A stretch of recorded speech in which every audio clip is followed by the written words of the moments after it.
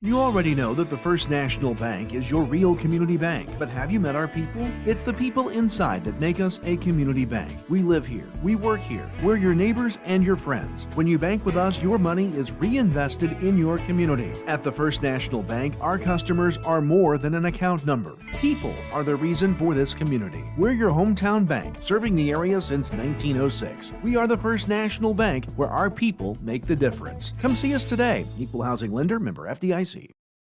Don't miss out when Ancient Aliens Live lands in a town near you. The Out of This World Tour continues with 15 new dates announced across the country. Hear from the experts of Ancient Aliens live and in person. All of you are on this journey with all of us together. Get your tickets now at ancientaliensLiveTour.com. Ancient Aliens Live, Project Earth lands at Victory Theater. Tickets on sale now at the Ford Center ticket office and Ticketmaster.com. It's March Madness at Steve Faulkner Automotive. Get a 2024 Jeep Compass for $269 a month or up to $6,000 off. And a 2024 Ram 1500 up to $13,800 off. Go to SteveFaulknerAutomotive.com today. It's March Madness at Steve Faulkner Automotive. Up to $8,300 off 2023 Chargers and Challengers. And 2023 Jeep Gladiator up to $15,000 off. Amazing deals. See them all at SteveFaulknerAutomotive.com today.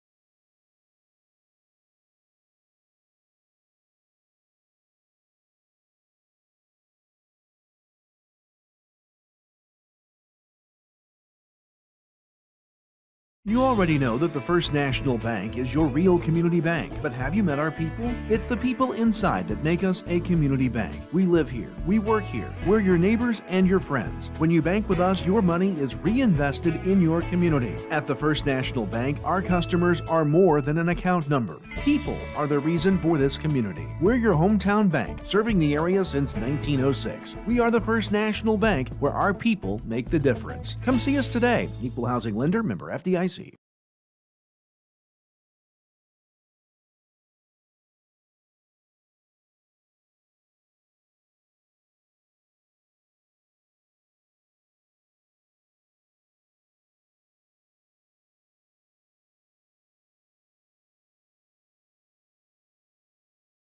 Before coming to Senior Enrichment Center, I was so depressed that I couldn't get out of bed. That all changed once I started seeing Danielle, the social worker, and Melanie, the nurse. They have been so kind and they truly care about my health.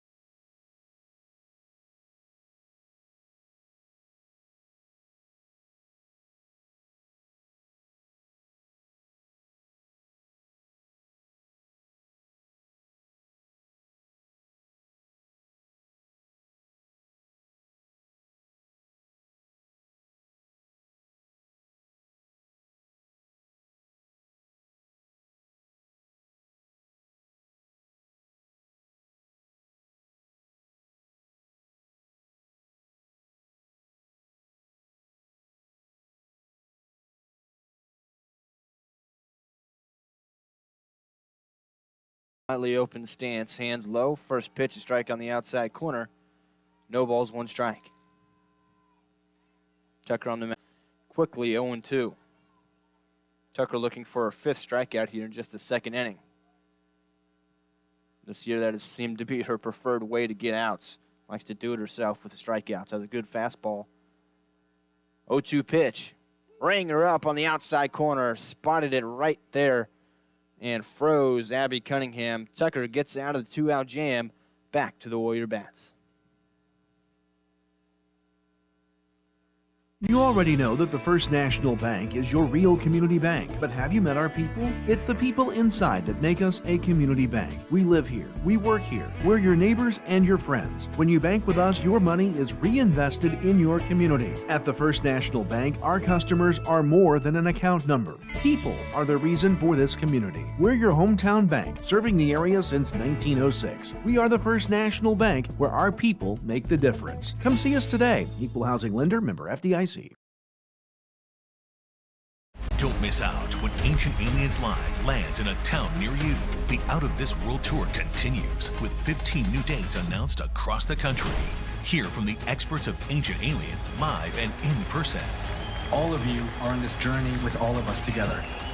Get your tickets now at ancientaliensLiveTour.com. Ancient Aliens Live, Project Earth lands at Victory Theater.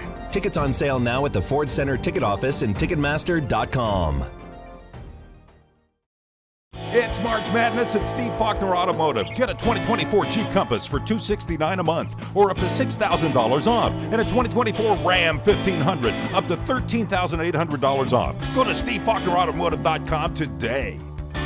It's March Madness at Steve Faulkner Automotive. Up to $8,300 off 2023 Chargers and Challengers. And 2023 Jeep Gladiator up to $15,000 off. Amazing deals. See them all at SteveFaulknerAutomotive.com today.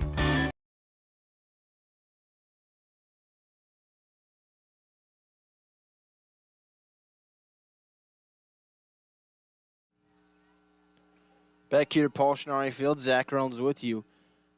Bottom of the second inning, first pitch here to Emily Higgs. Misses up and in, 1 ball, no strikes.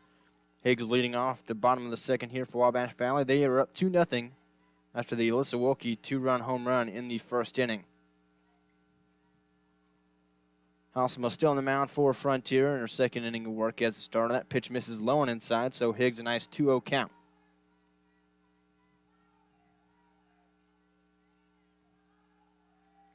Halsema taking her time. Now will step back in the center circle, trying to collect herself. That pitch up high, so 3-0 to Higgs, the leadoff hitter and right fielder today for Wabash Valley.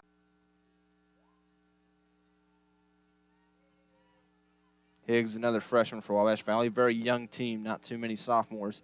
But they're on a winning streak right now, 6 in a row, trying to continue that. That pitch misses up high. Higgs works the leadoff walk in the second.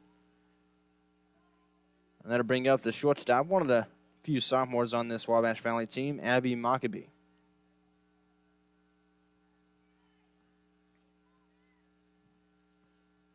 Some Mockabee from the right-handed batter's box will step in against the right-handed pitching Halsema with a runner at first, nobody out here. First pitch to Mockabee, that one missed. Ball 1. Might have been a strike, but Cunningham stood up trying to fake a throw down to first base to get Higgs. And because of that, didn't really frame it up well. So it'll be a 1-0 count on Mockabee. Open stance. That pitch misses low, so 2-0. Halsema having some struggles with the zone here in the second inning.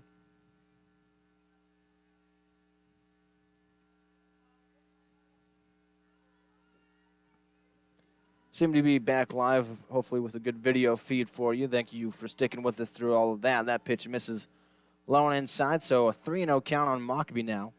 Higgs, who led off this inning, had a 3-0 count, eventually worked a walk. Mockabee now with a 3-0 count herself. Nobody out. Bottom of the second, Halsema, long look in. Has her sign from Cunningham. The 3-0 pitch to Mockabee. Takes that one for a strike.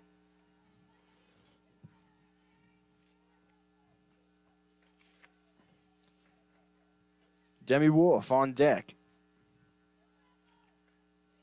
Mockabee trying to get on base and have 2 on for her. Higgs leads off first. 3-1 pitch. Pops this one up. Straight up towards the middle of the infield. Right in the pitcher's mound. Coming on and making the catch is the second baseman, Jarbeau, for out number 1. Mockabee just got underneath that one. Popped it straight up a mile high. So 1 down and 1 on. And Wolf, the left-handed swinging first baseman for Wabash Valley here in game 1. Will step into the box. Does a lot of pitching for Wabash Valley as well. She's another one of the sophomores. She'll step in, bat on the shoulder, slightly open stance. First pitch to her is low and outside, ball 1.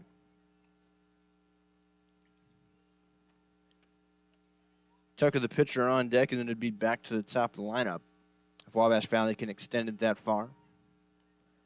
Higgs at first, who led off with a walk. 1-0 pitch. Wolf squares up to bump, pulls back. Higgs taking off her second throw down, and they call her out. Didn't look like the tag was there in time, but Cunningham catches Higgs stealing for out number 2 of the inning. From here, certainly didn't look like the tag was there. Throw might have been on time, but I thought her feet beat the tag, but umpires say different. So 2 outs now and nobody on, and a 2-0 count for Wolf at the plate.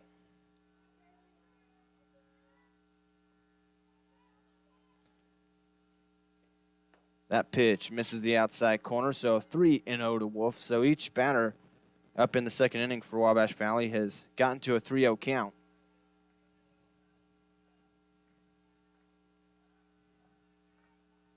Halsema looks in, has the sign, 3-0 pitch. That one misses low in the dirt. Wolf works a second walk for Wabash Valley in the inning. She'll be the only runner on base, though, after Higgs was caught stealing. So 2 outs and a runner at first for the pitcher, Tucker, coming up to the plate.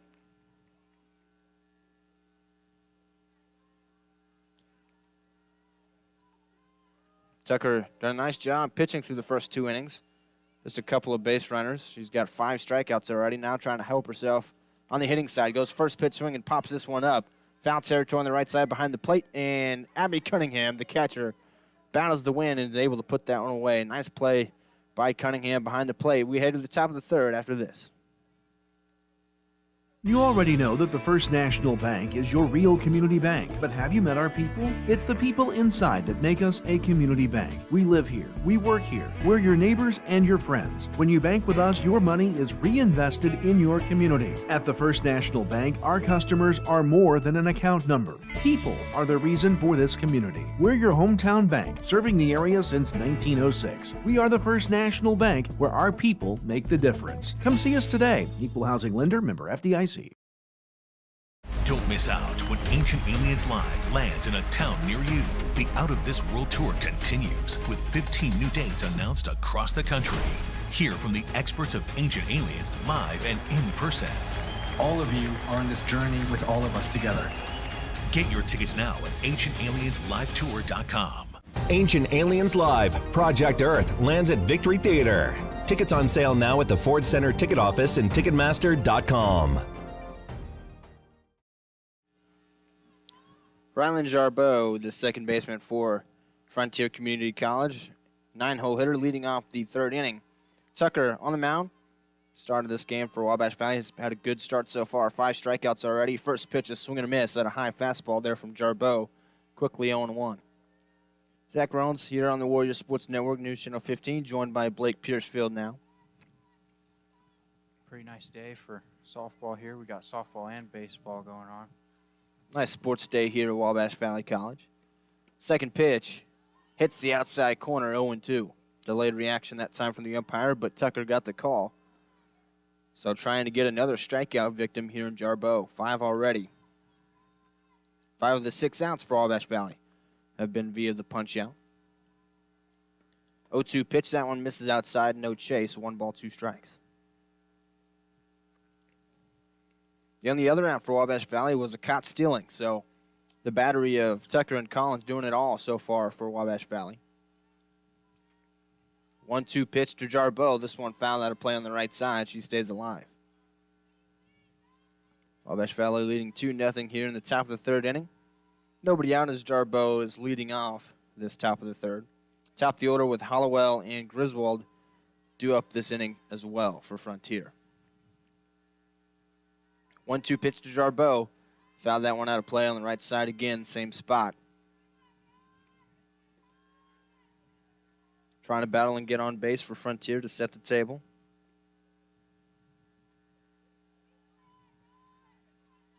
Tucker looks to the wristband for the sign, has it. Fires home the 1-2 pitch. This one line in right field. Higgs moving to the right, dives in and won't make the catch. That one's fair. Jarbeau around first. She's at second. Now she's heading for third. Throw in from Higgs will not be in time. Rylan Jarbeau with a leadoff triple for Frontier, and she flexes to the dugout trying to get her teammates hyped up to try to battle back as they're down 2-0. A good start, though, here in the third inning. Yeah, she's got some speed. Slid into third with plenty of time before the throw got there. So back for the top of the order.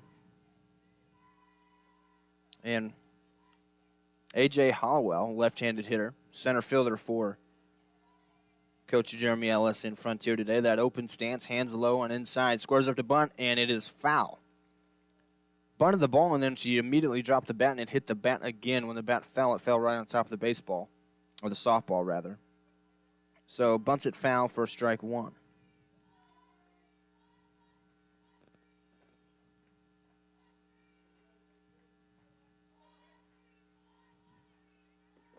So 0-1 count on Hollowell.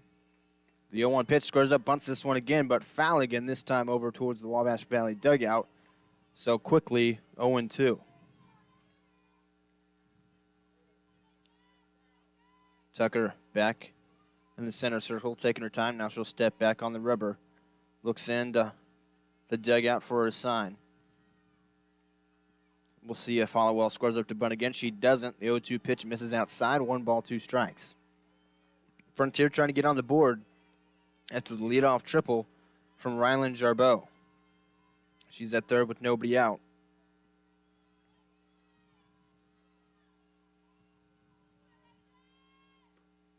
This one popped up and behind home plate, out of play after Collins gave it a look. Hollowell stays alive, still 1-2.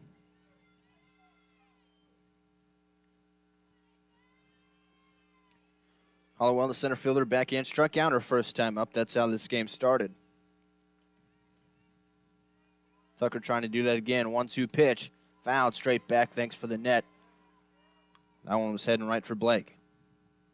Yeah, luckily we got this net in front of us, but yeah, a lot of foul balls right here. She's getting a lot of late contact, seems like. Able to just kind of fight and stay alive, but hasn't been able to get really good contact yet. 1-2 pitch again to Hollowell. Swing and a miss. Another strikeout for Tucker. Her 6th of the day. Second time she's gone Hollowell. It's a big first out, trying to keep that runner at third from scoring. Griswold will step in now, the left fielder. She singled her first time up and was eventually caught stealing. Corners in, playing against a potential bunt. Griswold slaps this one instead right at third. Fair ball, but she'll have an infield single. Slapped that one right at the third baseman, Flowers, who was able to knock it down, but then didn't have a play. Had to gather it, look back to the runner at third and Jarbeau. So runners at the corners and just 1 out now for Frontier. As the heart of the lineup, the 3-hole hitter, Bean, steps up to the dish. So Bean with a nice opportunity here for Frontier. Tucker, first pitch, gets a swing and a miss, 0-1. Bean did strike out, swinging her first time up as well. Double play would be very nice for Wabash Valley here if they could get one tuned up for them. Middle infield's playing at double play depth. Corners are still in. 0-1 pitch to Bean. That one's up and away. 1-1.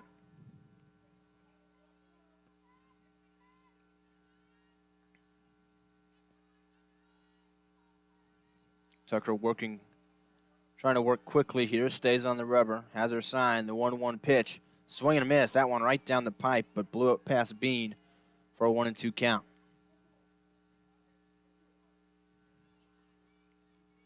If you could get an out number 2 here, it would be really big. The defense could play back a little bit, play a little bit more relaxed here with just 1 out. They have to decide whether they want to go for 2 or try to fire home. 1-2 pitch. Found out a play on the right side. Bean stays alive.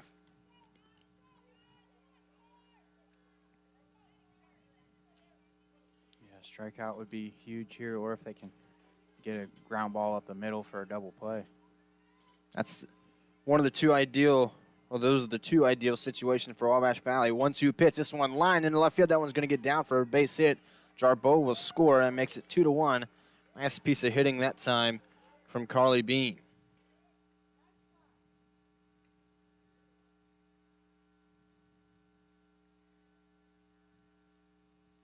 So Jarbeau scores after the leadoff triple. 1 out here, 1 across in the inning. 2 on base. At second is Griswold. At first is Bean. And Hibbett stepping up to the dish. He had a double back in the second inning. Open stance, bat on the shoulder. Tucker, a long look into the dugout, has the sign and checks the wristband. Fires home the first pitch to Kat Hibbett. Swing and a miss. Oh, she got a piece of it and fouled it off. Either way, it's no balls and 1 strike.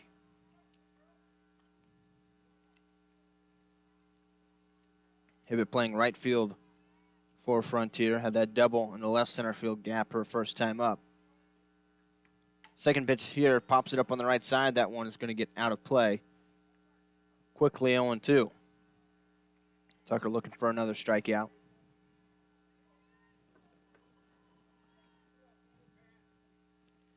Hibbett steps back into the right-handed hitter's batter's box. Tucker looks at the dugout for the sign. Another 0-2 pitch outside. 1 ball, 2 strikes. Tried to get her chasing that one. She laid off of it.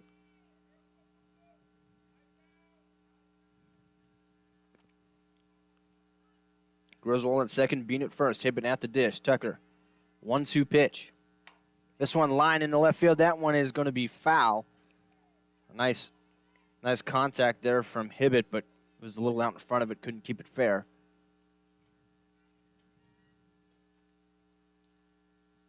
There's an inside pitch.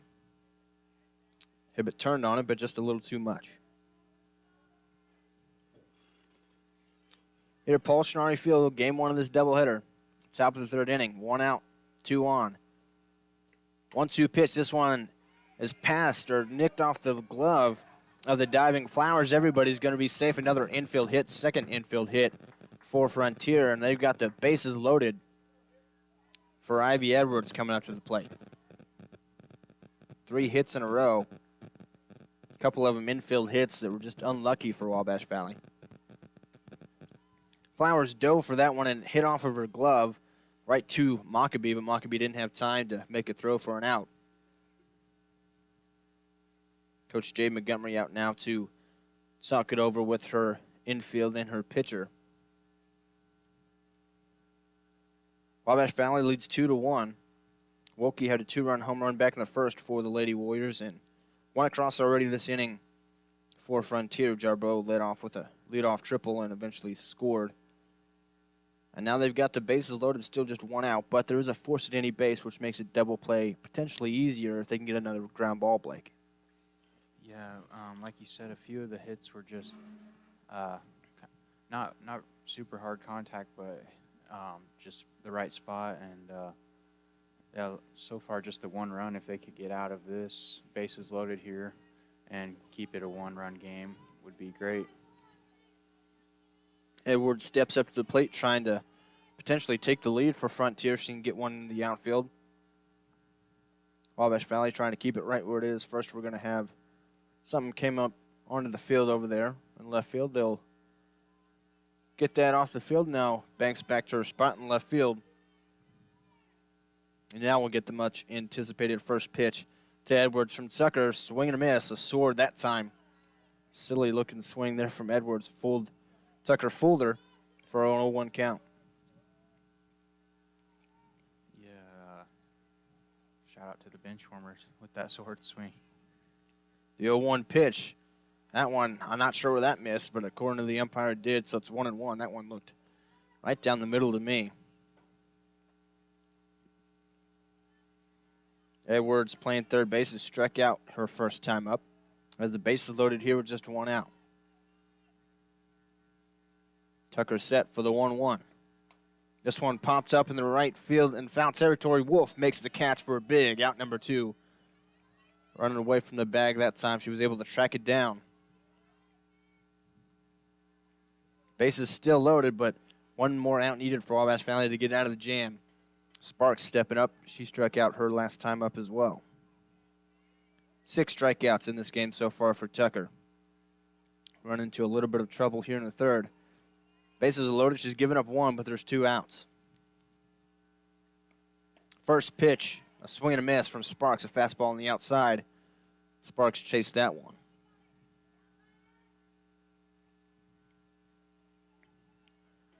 Sparks a tall right-handed hitter for Frontier. Squats low in the box. Check swing on an outside pitch. She was able to hold up, so it's 1-1. Collins trying to ask the umpire to appeal. He seemed to shake his head. I think Sparks did definitely hold up there, though. Tucker, the 1-1 pitch to Sparks. Swing and a miss, 1-2. Looked like Sparks maybe foul-tipped that one, but Collins was able to hold on. Tucker and Wabash Valley 1 strike away from getting out of this with minimal damage. Just the 1 run across. 1-2 pitch from Tucker. Fouled straight back. Sparks stays alive.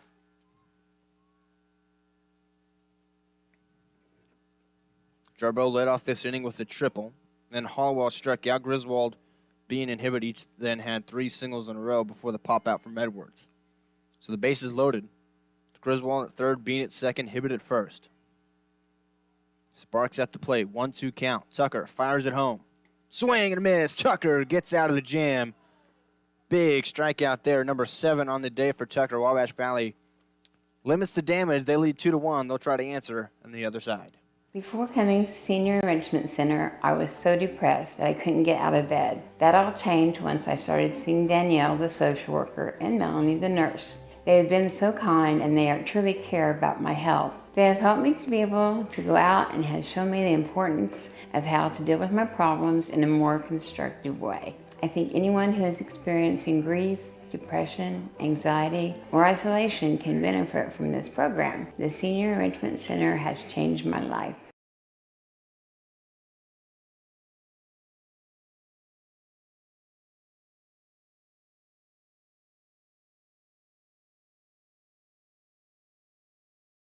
There's no better place to enjoy the once-in-a-lifetime solar eclipse than at the center of it all, Fairfield, Illinois.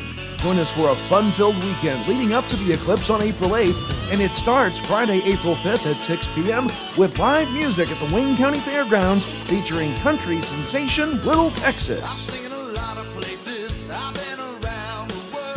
Opening act will be Bo Tatum and the Dirt Devils. Ticket information available at SolarEclipseFairfield2024.com. Kinsley Heichelbeck, the leadoff hitter and center fielder for Wabash Valley, leading off the third inning here. Bottom of the third for Wabash Valley. After getting out of that jam, they still lead 2-1. Heichelbeck doubled her first time up. Pitch from Halsema. This one hit towards second. Jarboe with it, fires across to first. And a one pitch out for Halsema in Frontier. So now Banks will come up. She grounded out to second base her first time up.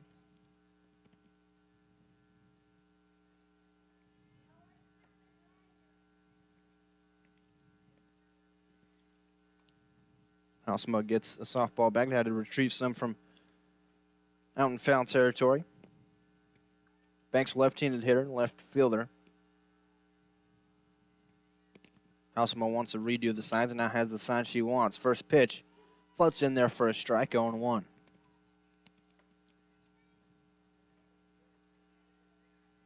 Wabash Valley up 2-1 here. Game 1 of this doubleheader at Paul Schnarre Field in the campus of Wabash Valley College. One out here, bottom of the third inning. 0-1 pitch, skips in the dirt. 1-1 to Banks.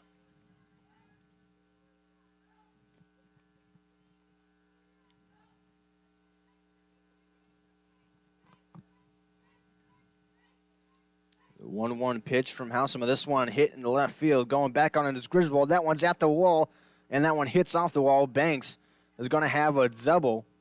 That one kept carrying out to left field. Kind of hit off the end of the bat, but it had some carry on it, and Banks at second base with one out. And here comes Alyssa Wilkie, who had a 2-run homer her first time up. Yeah, that one was in the air for a while. Seemed like, thought it might get out at first, but hit hard nonetheless. Certainly had a chance. Banks at second now with the one-out double. Wilkie at the plate, who lined a home run to center field her first time up. First pitch this time from Halsema in the dirt. 1 ball, no strikes.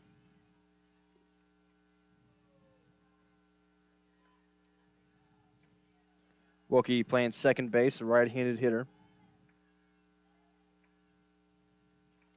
1-0 pitch to her. Inside, 2-0.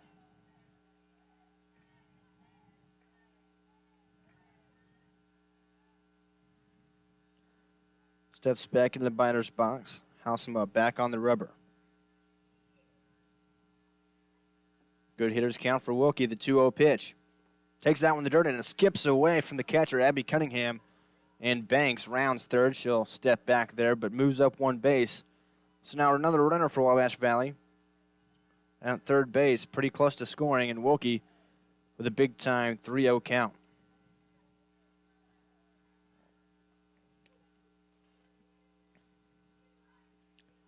See if she has the green light here. 3-0 pitch from Halsema. does have the green light. Lines this one into left center field. That one's going to get all the way to the wall. Absolutely crushed by Wilkie. She'll take a round at first, but then she'll return. She hit that one so hard, didn't even have a chance at a double, but she brings home her third run of the day. Banks comes in to score on the RBI single from Alyssa Wilkie. So Wilkie's got all 3 RBIs. She does. Home run back in the first, and now an RBI single. Line shot, that one. I'd love to know the exit velocity on it. She crushed that one. First pitch this time to Collins is outside. 1 ball, no strikes. Wabash Valley on a 6-game winning streak, trying to keep it going. The offense has looked good here in the early goings here. Bottom of the 3rd inning. They're up 3-1. 1-0 count on Collins, the cleanup hitter and catcher. This one misses low as well. 2 balls, no strikes. Halsema's really had some struggles finding the zone, and when she gets in these counts, and then she's got to throw meatballs to try to get back into the counts in Wabash Valley, especially Wilkie trying to make her pay. Next pitch to Collins here. That one misses up high. Wilkie really leading the way for Wabash Valley early in the season. She's hitting .423 coming into this one. She's already got 2 hits today, so that continues to go up. She passed up Collins for the team leading RBI with the 3 she's got today. She's now up to 24. This pitch to Collins, a strike in there.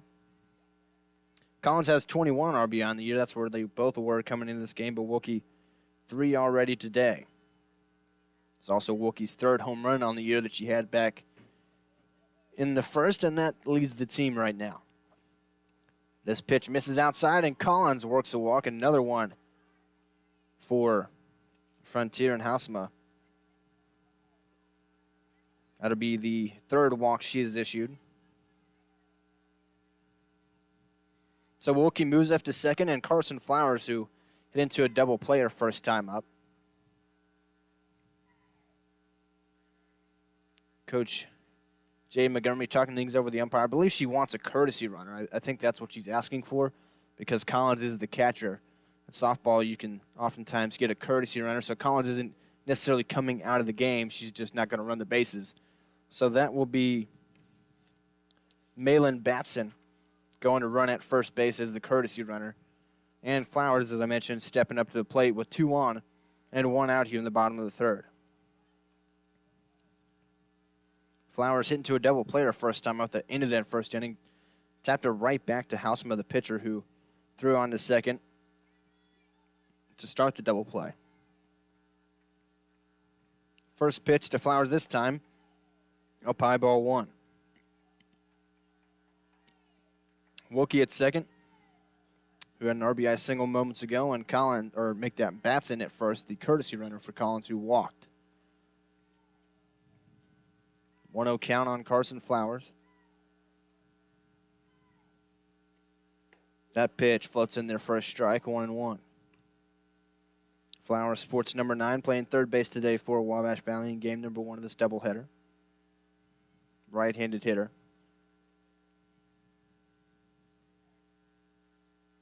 Squats low in the box, has her hands near her ears. That pitch misses outside, 2-1. Nice hitter's count. Wabash Valley with 1 across this inning, looking for more. Already answered the one that was scored by Frontier. This one lined into center field. That one's going to get down for a base hit. They're going to hold up Wilkie at third, so the bases will be loaded with just 1 out for Emily Higgs. 3 in a row have reached for Wabash Valley after the leadoff hitter Heichelbeck grounded out. Yeah, now Higgs just looking to get something into the outfield here, bring in another run. Potentially even a flyout could score a run. A hit could score a couple. First pitch to Higgs. In there for a strike on 1.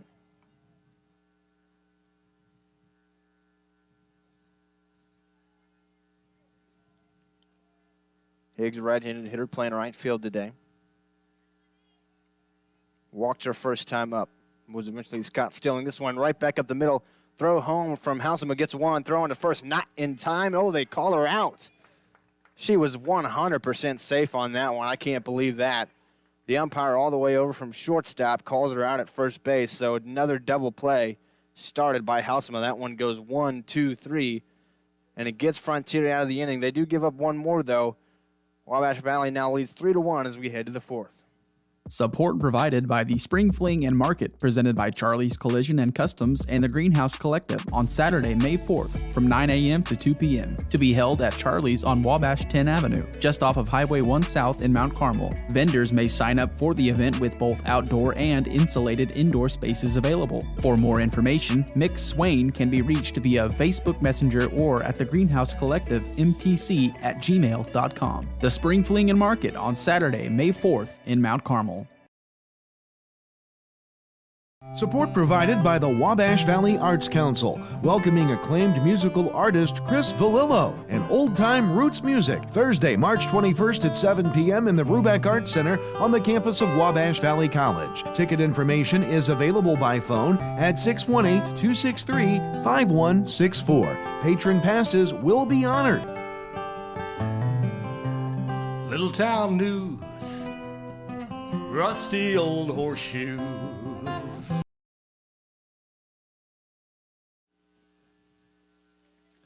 Top of the fourth inning now. Wabash Valley leads 3-1. First pitch to Riley Cunningham, a swing and a miss.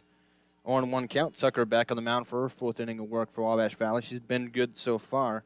Just one run given up, was able to pitch out on that bases-loaded jam in the third.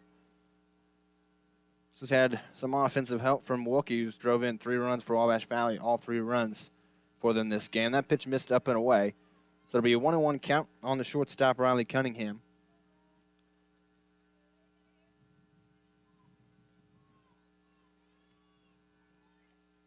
Tucker with 7 strikeouts already today. Looks to a wristband for the sign. Now the 1-1 pitch. This one popped up on the infield, going back towards the grass. Heichelbeck calls off everybody, and she'll make the catch coming in from center field for round number 1 here in the fourth. Look for a second like they didn't know who was going to get it.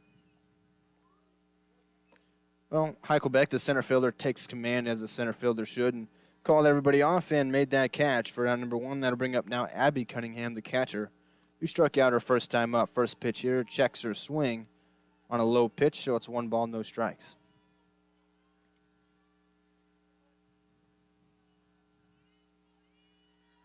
Cunningham at the plate. On deck is Jarbeau, who had that leadoff triple in the third. This one fouled out of play on the right side. 1 ball, 1 strike.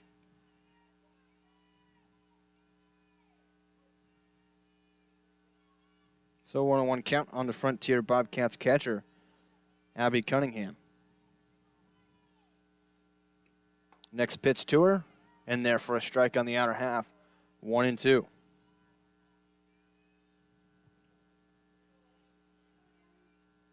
Tucker's got that hard fastball. She's been using it a lot today. We'll see if that's what she goes back to here. That's what she did for that second strike. 1-2 pitch to Cunningham. Rang her up on the outside corner, painted it right where she wanted it. Did go back to that fastball, and she's now got 8 strikeouts. She's becoming one of the best pitchers on this team. Always a lot of strikeouts. I think it was a couple weeks ago, a game we did, she had, what was it, 12 or 13, something like that, strikeouts? She's got a lot of strikeout stuff for Wabash Valley, one of their main pitchers this season. That pitch fouled back and out of the netting, so no 1 count on Jarbeau, who had that triple her first time up. Wolf leads the team in ERA coming into this one with a 2.21 ERA, which is elite, by the way. And Tucker not far behind at a 2.70, really good ERA. Has 6 wins on the season, which leads the team, and 58 strikeouts, which is more than 20 more than the next pitcher, which is Wolf. So big strikeout stuff. It's now 0-2 on Jarbeau, who found it off right in that same spot behind the plate. 58 strikeouts coming into this game for Alexis Tucker. Wolf, the second pitcher behind her, with 31. So Tucker's got that big strikeout stuff. That's how she gets a majority of her outs. Looking for another one here, 0-2 count. That one's fouled out of play again. Stays 0-2.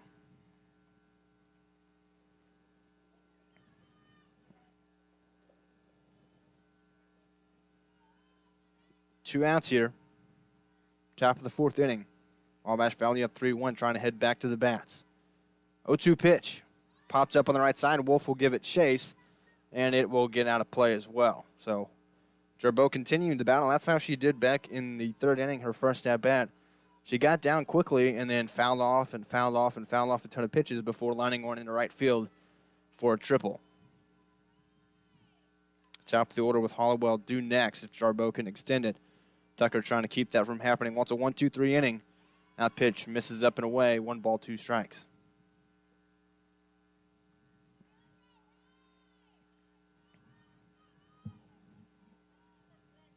Tucker looks to the dugout, has it assigned from Coach Jay Montgomery. Look to the wristband. 1-2 pitch. Fouled straight back. Really liked what I've seen from Jarboe in her 2 at-bats today. Her ability to shorten up with 2 strikes and continue to foul off pitches.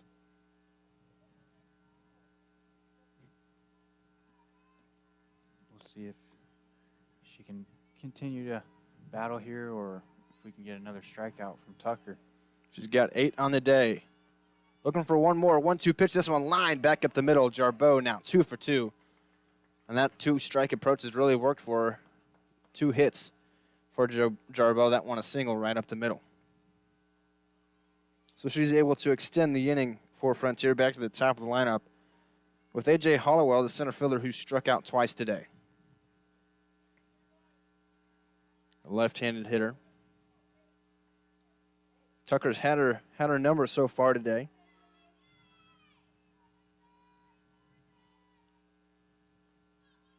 First pitch this time to Hollowell, the left-handed hitting center fielder, up and away for ball 1.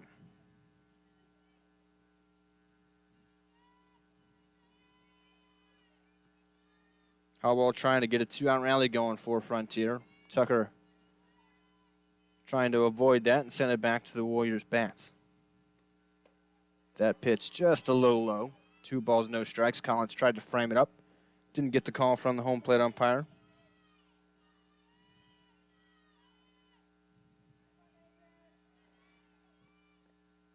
So 2-0 count for Tucker, the leadoff hitter.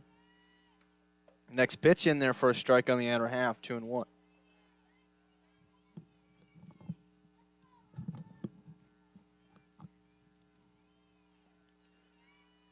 Tucker sporting number 13 with that open stance, hands down low. 2-1 pitch, fouls this one straight back, 2-2, Tucker back in the count.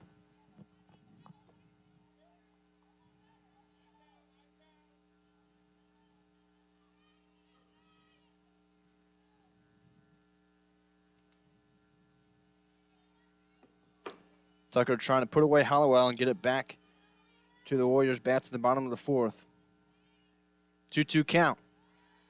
That one missed a little high, so it runs it full. 3 balls, 2 strikes. Collins was ready to walk off to the dugout. Thought that Tucker rung her up. Instead, it's a full count. Jarboe will be off with a pitch at first base after her 2-out hit. Somebody's got to give here. 3-2 payoff pitch. Shack swing. Did she go? They say no, so Hollowell works a 2-out walk, and now 2 base runners on with 2 outs for the second place hitter, Griswold. Yeah, not a bad pitch there to get her to chase, but just able to lay off of it. So Madeline Griswold now, another left-handed hitter. She's 2 for 2 today. A couple of singles. Believe both of them infield singles. She's got some speed. Kind of a slap hitter, slaps this one, but foul down the left field line. You see that a lot in softball. There's some players that's their hitting style. They kind of get a running start and just slap the bat head out there and try to hit it the other way and show off their wheels. Kind of Happy Gilmore style. That's the way the Griswold hits for Frontier. And it's worked so far. Like I said, 2 for 2 today. She's got 2 on, 2 out. The 0-1 pitch slaps that one on the ground, and that'll roll foul. Looked like a bunt that time, the way it rolled slowly, but it ended up foul so quickly, 0-2. My Little League Baseball coach always told me to swing all the way through. But, whatever works, she's 2 for 2, so, and I'm not playing in college, so. 0-2 count, but there's 2 on and 2 out. Who's going to give Tucker the 0-2 pitch? Just missed the outside corner. 1 ball, 2 strikes. She's gone to that same spot a couple of times and hasn't gotten the call. But if you can be consistent and spot it up where you want it on the outside corner, she might be able to persuade the umpire into ringing somebody up next time. We'll see if she goes back there or tries to go inside this time. 1-2 pitch to Griswold. Just got a piece of it to foul it off and stay alive. Trying to extend it to Carly Bean on deck, who had an RBI single her last time up. That was the 1 run so far for Frontier.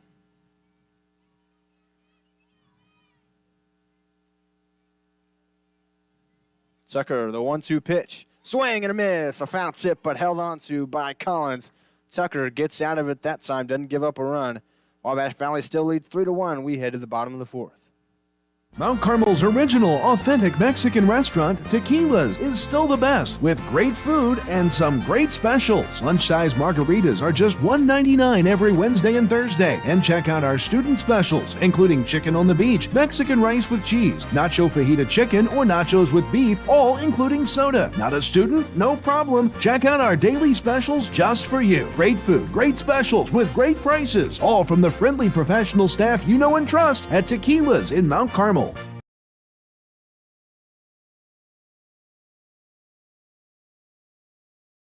Hi, my name is Rylan Robb. I am from Albion, Illinois, and I am a radio TV major here at Wabash Valley College. From broadcasting all sorts of sports games to producing my own TV show and radio show, the hands-on experience is as much as you want to do with it. In terms of the program itself, I think it's really special. It's really like almost a little family in a way, and it's really been really nice being able to experience the things I have with people that genuinely appreciate it with me.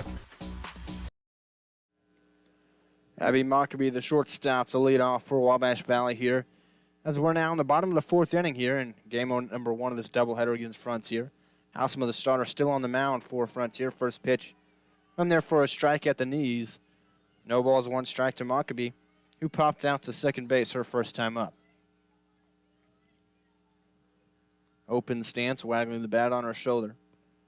This one pops up on the right side, ends up out of play behind the Frontier dugout. Quickly 0-2 on the Warrior shortstop.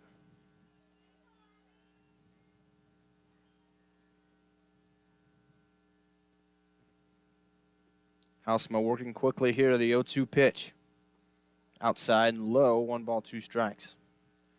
Pair of sophomores are due up here for Wabash Valley. Mockabee, Wolf to follow, and then Tucker, the freshman pitcher, due up 3rd in the inning. 1-2 pitch. Floats in there for a strike, a breaking ball that time. Looked like it was going to be a pine that fell right into the zone. Nice pitch from Housema for a strikeout. I believe that's her first strikeout of the day.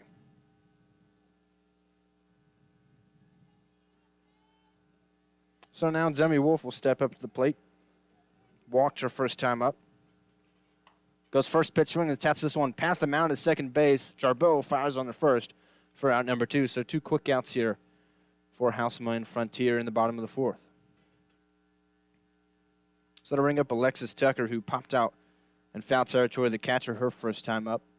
Been wonderful on the mound, 9 strikeouts on the day through 4 innings. Trying to help her cause offensively here.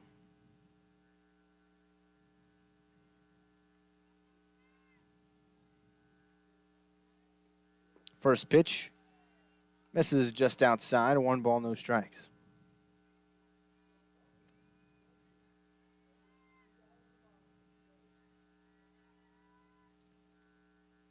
The 1-0 count and swing and a miss from Tucker that time. Took a little off that one. She chased that one. The dirt was way out in front of it. So now a 1-1 count. Nice pitch that time from Housema.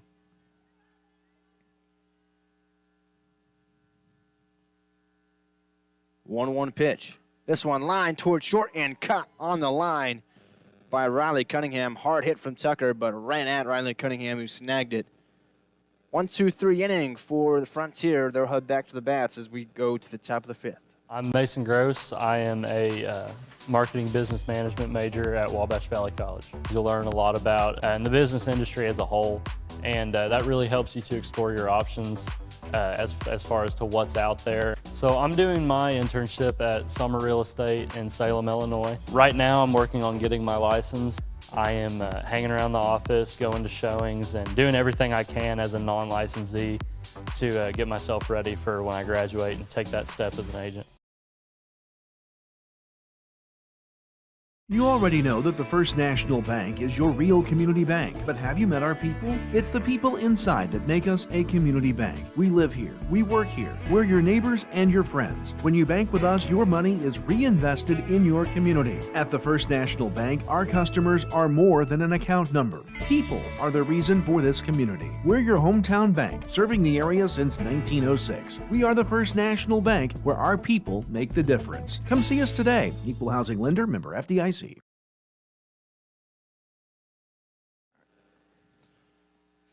Tucker back out there for her fifth inning work, and why not the way she's pitched so far, just giving up one run. She's given up 6 hits, or 7 hits, but just the one run. She's got 9 strikeouts. Anytime she gets somebody on base, she's been able to work out of it for the most part.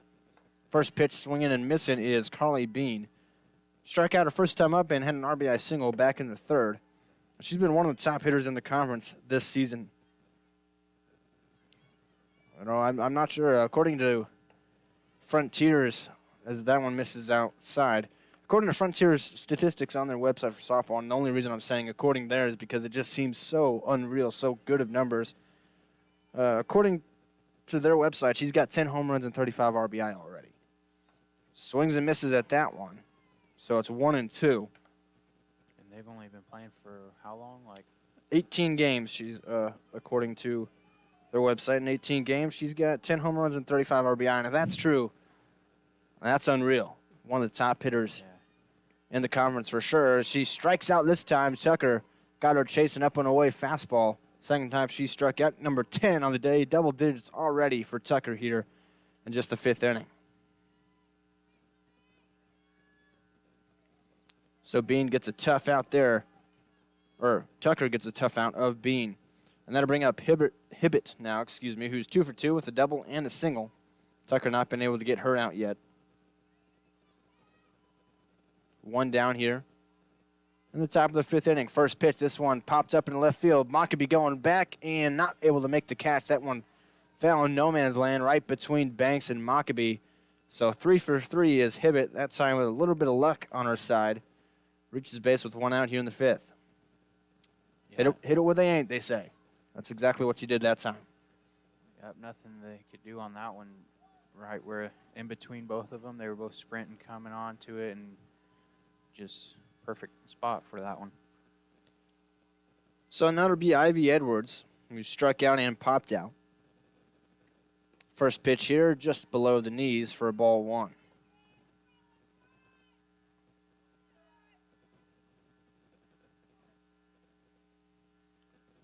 Edwards in open stance.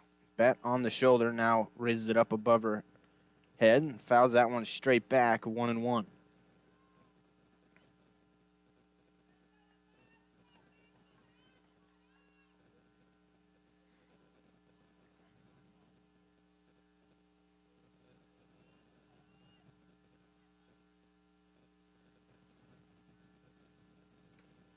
That pitch hits the outside corner. 1 ball, 2 strikes. Spotted that one up. Tucker's been doing a really good job of spotting up that outside corner to right-handed hitters today. Had a couple of strikeouts that way. She's up 1-2 on Edwards here. 1-2 pitch from Tucker. A check swing that ends up on a line drive, foul down the right field line. That one went back to the outside corner. Edwards tried to hold up and really got the barrel of the bat on it accidentally with that check swing, but fouled it out of play. So stay alive, though. 1 out and a runner at first. That's Hibbett after the single. This one pops up on the right side. Wolf is going to chase it, but it'll end up out of play. So Edwards continues to battle. Sparks on deck. Frontier does a really good job of battling. They've got 10 strikeouts, but they're not making it easy. Tucker really having to work for each of those 10 as Frontier does a really good job of fouling pitches off with 2 strikes. 1-2 pitch again. Rang her up on the outside corner. Spotted it up again. Edwards knew that one. She immediately just put her head down and walked to the dugout. Not much you can do. That was a great pitch from Tucker. She's now got 11 strikeouts. Second of the inning. So now with Hibbert at first, there's 2 outs, and Sparks, the designated player, will step to the plate. She has struck out twice today. Goes first pitch swinging and fouls this one straight back. So an 0-1 count on Sparks. Was strikeout victim number 4 and 7 for Alexis Tucker.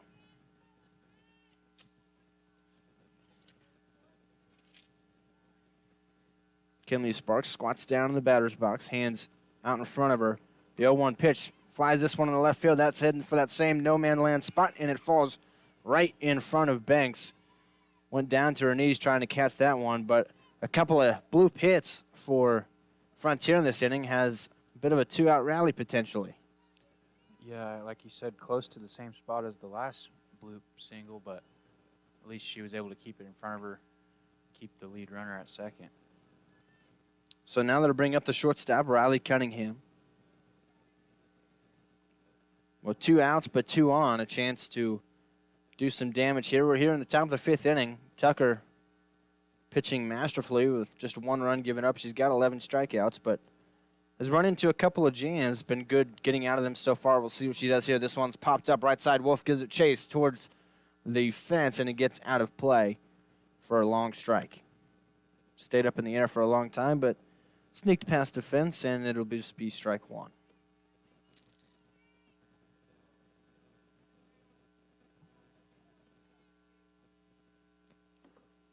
Tucker steps off. Now she'll step back on the rubber. The 0-1 pitch. Strike on the outside corner. She's really darting up that outside corner, specifically this inning.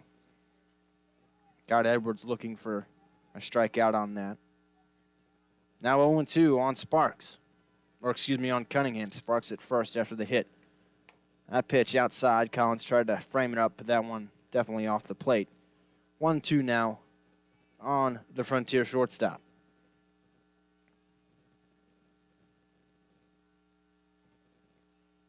Hibbert at second, Sparks at first, 2 outs. 1-2 count. Tucker looking for another strikeout. 1-2 pitch, rang her up. 12 strikeouts, an even dozen on the day for Alexis Tucker. 3 in this inning. Wabash Valley leads 3-1 as we head to the bottom of the 5th. It's March Madness at Steve Faulkner Automotive. Get a 2024 Jeep Compass for $269 a month or up to $6,000 off. And a 2024 Ram 1500 up to $13,800 off. Go to SteveFaulknerAutomotive.com today. It's March Madness at Steve Faulkner Automotive. Up to $8,300 off 2023 Chargers and Challengers. And 2023 Jeep Gladiator up to $15,000 off. Amazing deals. See them all at SteveFaulknerAutomotive.com today.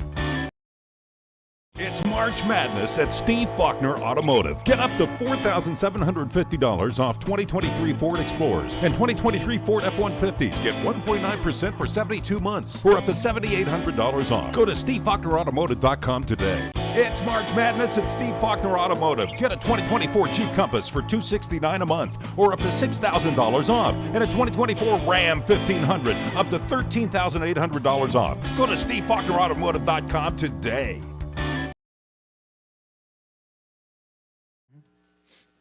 Bottom of the 5th inning now, and top of the order due up for Wabash Valley. Kinsley Heichelbeck, Emma Banks, and Alyssa Wilkie. The 3 due up for the Lady Warriors. They're up 3-1 here as we enter the bottom of the 5th inning over to the Frontier Community College Bobcats. How some of these starters still on the mound. First pitch, left up high, 1 ball, no strikes. Heichelbeck has doubled and also grounded out to second base in her 2 at-bats today. Game 1 of this doubleheader here at Paul Schnarre Field. 1-0 pitch to Heichelbeck. She takes that one as well. That one in there for a strike, though. 1 ball, 1 strike.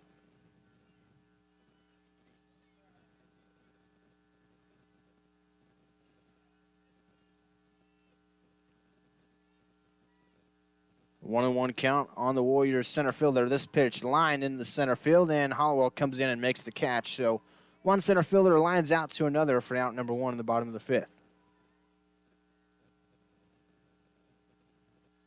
So to bring up Emma Banks, who grounded out to second in the first and doubled in the third. Her and Heichelbeck kind of have flipped stat lines. Heichelbeck doubled in the first, grounded out in the third. Banks grounded out in the first, doubled in the second. This one popped up into center field. Hollowell went back, now in, ranging to her right. She makes the catch. 2 quick outs to center field here in the bottom of the fifth. Now they've both been out to center field in the fifth inning, so really similar stat lines there for Heichelbeck and Banks. They both scored eventually after they reached base on an Alyssa Wilkie RBI hit. A home run in the first, a single in the third. Wilkie takes the first pitch for a ball low and inside here in the fifth. Yeah, both hit it pretty well out there, but playable for the center fielder, but good contact. 1-0 pitch is a strike on the outside corner to Wilkie. Evens it up, 1 ball, 1 strike.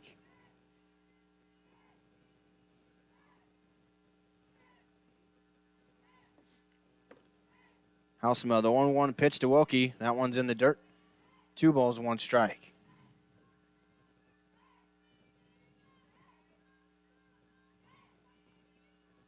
Wilkie will step back in the batter's box. 2-1 pitch. That one's low, 3-1. Nice hitter's count. Collins, the catcher, on deck. If you're familiar with Wabash Valley College over the last couple of years, Shantice Craig, one of the basketball players from last year, now playing at Division I Buffalo. She appears to be here visiting back in Wabash Valley College, and that pitch misses up high. Wilkie works a walk on base for the 3rd time today. She's seeing the ball really well. So a 2-out walk will bring up Collins, who has walked twice today. Walked in the first and the third. Throws off for shin guards and now will step up to the plate. Nice to see former Warriors that have moved on to Division I and things like that back here visiting Wabash Valley College, Blake. Yeah, never want to forget where he came from. That one lined in the left field on the ground. It was hit hard, though. Collins with the hit. Sorry to cut you off there, Blake. Collins just went quickly that time with a nice hit and a 2-out rally starting to brew perhaps here for Wabash Valley. The walk and now the single from Collins. No, yeah, I was just saying never want to forget where you came from. Even non-athletes, we see people in the radio TV department come back from time to time to talk to their old teachers and the people that, you know, encourage them to where they are now. Like you said, she's Division I, so started out here. That first pitch was a strike to Flowers. Wabash Valley trying to welcome her back with some offense here at Paul Schnarre Field. They got 2 on, but 2 out. Halsema, the 0-1 pitch to Flowers, just off the outside corner. So evens it up, 1 ball, 1 strike. Flowers is hitting to a double play and also singled.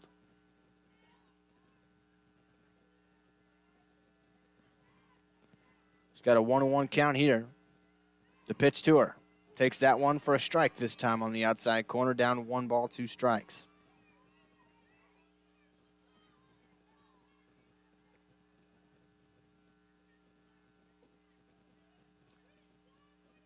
Halsema trying to work out of the 2-out jam. 1-2 pitch to Flowers. This one lined into right field. Coming in on an exhibit. She slides in and makes the catch. Steals away a hit and possibly a couple of runs from Wabash Valley. Nice play by Hibbert out there in right field. That'll end the 5th. We head to the top of the 6th at Paul Schnarre Field.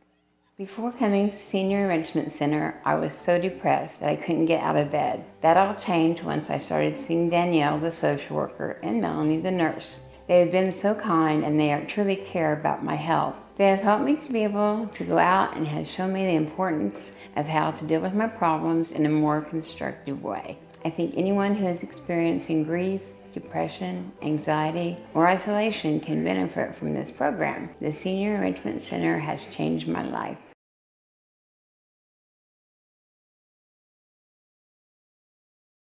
There's no better place to enjoy the once-in-a-lifetime solar eclipse than at the center of it all, Fairfield, Illinois. Join us for a fun-filled weekend leading up to the eclipse on April 8th, and it starts Friday, April 5th at 6 p.m. with live music at the Wayne County Fairgrounds featuring country sensation Little Texas. Opening act will be Bo Tatum and the Dirt Devils. Ticket information available at SolarEclipseFairfield2024.com.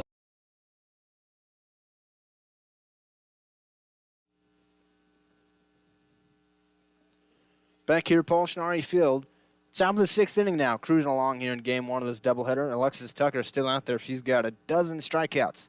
That's 12 strikeouts here through 5 innings, as she will try to continue her dominant performance on the mound, or in the center circle. In the top of the 6th, she's greeted by the catcher, Abby Cunningham, who struck out twice, once swinging, once looking. That pitch in the dirt, ball 1 to Cunningham. Cunningham, Jarboe, and Hollowell due up this inning for Frontier. Running out of outs here, 7-inning game. Here in the 6th, Wabash Valley with a 3-1 lead. 1-0 pitch to Abby Cunningham. Strike on the outside corner, 1-1. This is kind of random, but the Frontier uniforms remind me of Charlie Brown a little bit. We've got the yellow. It's black stripes, not brown, but close enough. Check swing on the 1-1 ends up hitting the bat for a foul ball, so it's 1-2 now. Well, Tucker already with a dozen strikeouts, now looking for the Baker's dozen with their 13th. Has Cunningham down 1-2. 1-2 pitch outside, 2-2. Good pitch, though, but able to hold up on it. You can see Cunningham kind of twitched there. Wanted to chase it, but was able to lay off.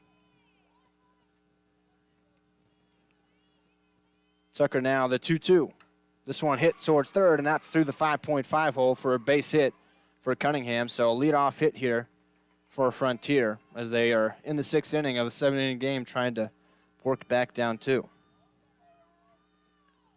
Illinois only up by 1 on Morehead State at halftime of March Madness, if anyone's interested in that. It's a great day for sports. We got 2 games here for Wabash Valley Softball. We got a Wabash Valley Baseball game going on over in the other field across the way, and there's March Madness as well. Jarboe hits this one first pitch in right field. Higgs will make the catch for out number 1. So for the first time today, Jarboe is out. And the Lady Warriors basketball team is in March Madness for JUCO. Do you know when that starts? So we will be taking off. Me and Austin Harrelson will be on the call all week long, or as long as they're there on 89-1 The Bash as the first pitch in there for a strike to Hollowell. The Lady Warriors will be leaving here on the 24th, March 24th. Their first game will be March 27th. They got a first round bye. They're the overall 2 seed in the tournament. So their first game will be on March 27th. For that tournament. This pitch tapped towards third, still in fair territory. Flowers fires across the diamond, and they got Hollowell by a step. Nice play there by Flowers to realize that that ball was going to stay fair and make a strong throw across the diamond for out number 2.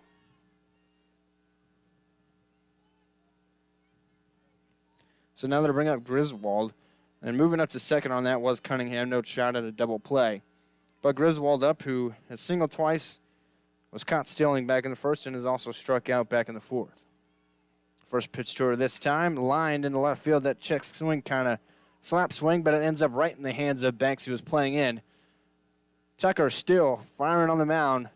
6 innings of just 1-run ball. Wabash Valley with a 3-1 lead as we head to the bottom of the 6th.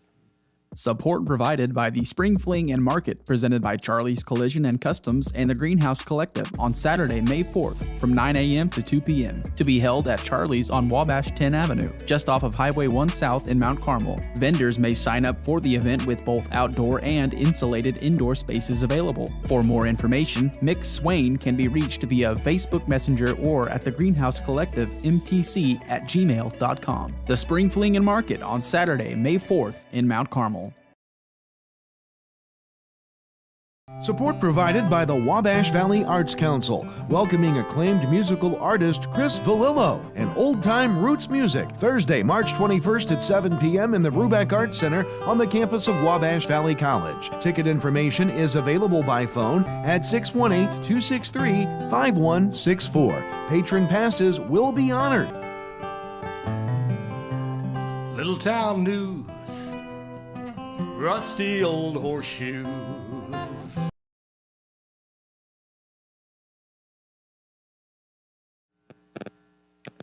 Bottom of the 6th inning now. Wabash Valley up 3-1 against Frontier in game 1 of this doubleheader. at Paul Schnarre Field. You're watching Warriors softball on News Channel 15, YouTube, the Warriors Sports Network. Zach Reynolds here on the call with you alongside my broadcast partner today, Blake Piercefield. Blake, what are your thoughts on the game so far?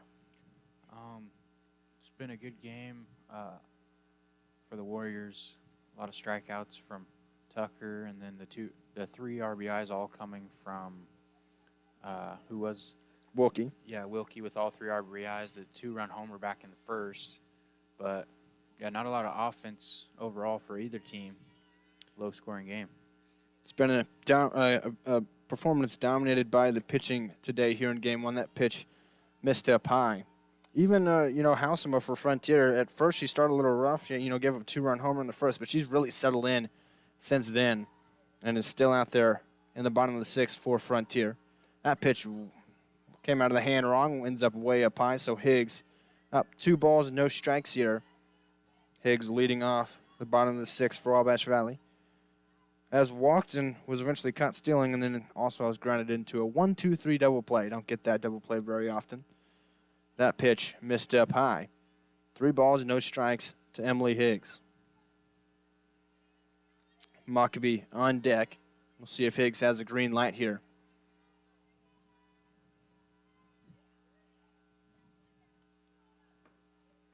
Halsema, the 3-0 pitch. Right down the middle for a strike. Emily Higgs in the red light district that time. Not wanting to swing with a 3-0 count. You don't see it too much in baseball and softball, swinging on a 3-0 count. Every once in a while, though. Now 3-1. She'll be ready to hack it. 3-1 pitch. Misses in the dirt. And Higgs works her second walk of the game. So she's at first base now for Abby Mockabee, who's popped out and struck out looking. Sophomore Lady Warriors shortstop from the right-handed batter's box steps in.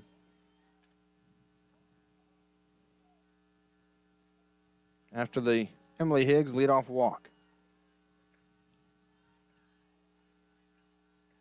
First pitch to Mockabee up high for ball 1. Cunningham will look back Higgs to first. Higgs likes to do some running. She tried to steal earlier on in this game. That was back in the second inning. I thought she was safe. She got called out. So that's how it goes down in the scorebook as a caught stealing. 1-0 pitch misses low. 2-0 to Mockabee.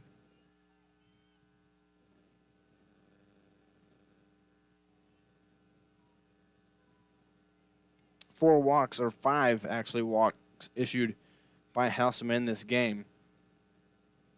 2-0 pitch to Mockabee. This one lined in left field. That's one going to be foul. She was out in front of that one, kind of half swung. It didn't swing all the way through. So it's 2-1.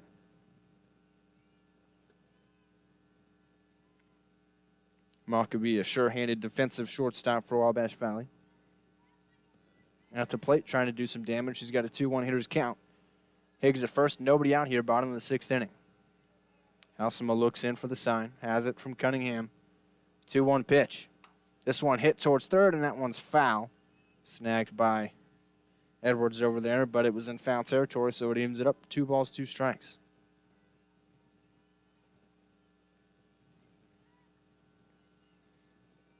Demi Wolf on deck for Wabash Valley. Higgs leads off first.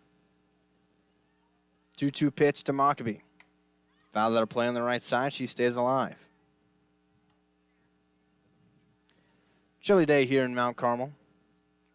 Around the 50s mark, but playing softball and baseball nonetheless out here on the campus of Wabash Valley College.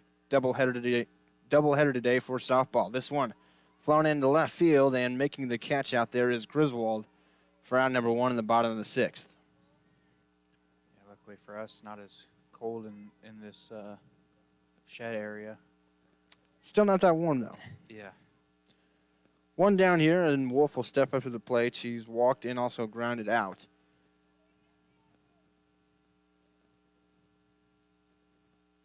Left-handed swinger. First pitch this time. Missed the outside corner just a tad, so 1 ball, no strikes to the left-handed hitting first baseman for Wabash Valley, Demi Wolf.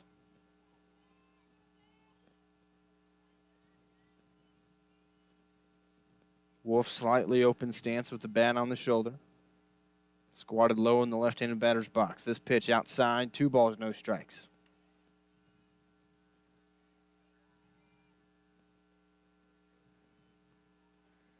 One on, one out.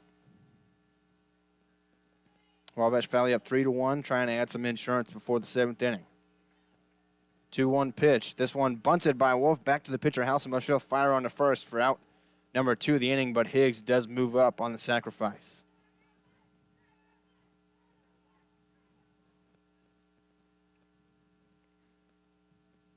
So able to get a runner in scoring position here, trying to get another insurance run. Well, Alexis Tucker at the plate. She's got 12 strikeouts on the mound and just giving up 1 run. Trying to add some insurance for herself here. The runner at second, 2 outs. She goes first pitch swing and hits this one towards third, and that one's into the outfield for a base hit. Around third is Higgs. She will score.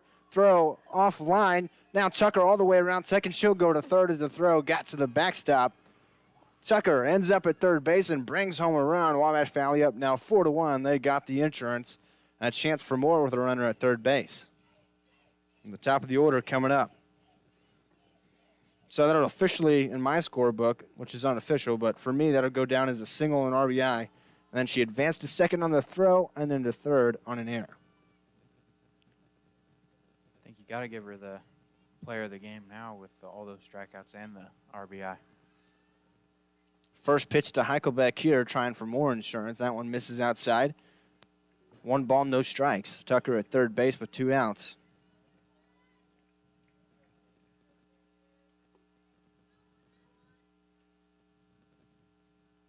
One 1-0 pitch to Heichelbeck. This one's popped up out towards the parking lot, and that'll get out of play. Hopefully not hit anybody's car. Yeah, always scary when it's fouled back that way. That's why I walk over here so I don't park anymore. I took the risk today. 1-1 pitch to Heichelbeck from Halsema. This one fun out into the left field line and out in the parking lot as well. That one I could see that did not hit a car. So 1-2 count now on Kinsley Heichelbeck, who's doubled, grounded out, and lined out. Has made good contact each time up, though. Looking to add more for Wabash Valley. Already one across in the inning, 4-1 lead. 1-2 pitch outside, evens it up, 2 balls, 2 strikes. Banks on deck. Higgs led off the inning with a walk. Mockabee flew out to left field. Wolfsack bunted Higgs towards second, and then Sucker brought her home and eventually went around to third with a couple of throws. That one tapped towards Halsema, and she will fire on to first. Heichelbeck retired, and that'll do it for the inning, but Wabash Valley adds on an insurance run. They're up 4-1, heading to the top of the 7th, trying to get their 7th win in a row, this time against Frontier. You already know that the First National Bank is your real community bank, but have you met our people? It's the people inside that make us a community bank. We live here, we work here, we're your neighbors and your friends. When you bank with us, your money is reinvested in your community. At the First National Bank, our customers are more than an account number. People are the reason for this community. We're your hometown bank, serving the area since 1906. We are the First National Bank, where our people make the difference. Come see us today. Equal housing lender, member FDIC.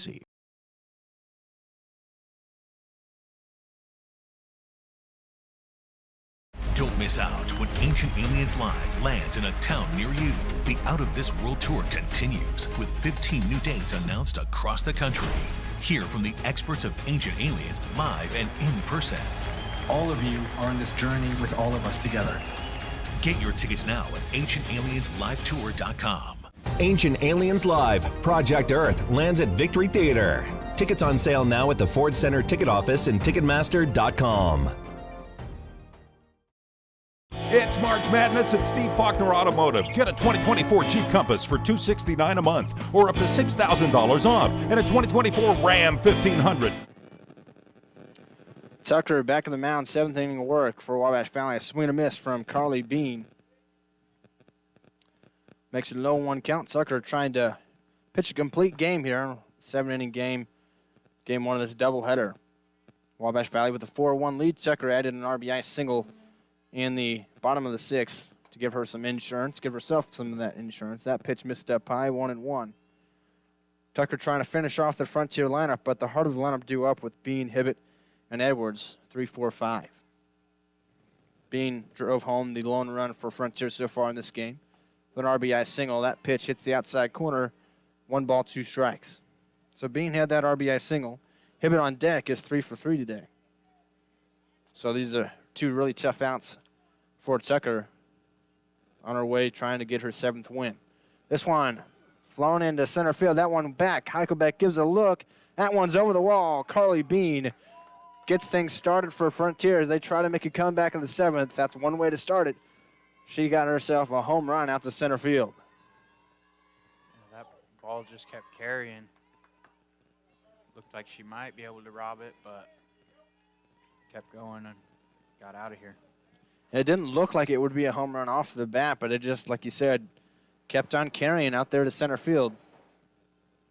Bean does it again, one of the top hitters in the entire conference. Has another home run for her total there. Wabash Valley still with a 4-2 lead, though.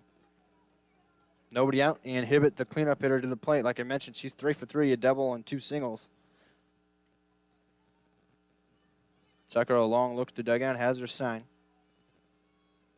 First pitch to Hibbett. This one line into left field. This one going back. That one off the wall and just in fair territory. Hibbett will be into second, so a home run and a double to start things off for Frontier and the top of the 7th as they try to make a comeback.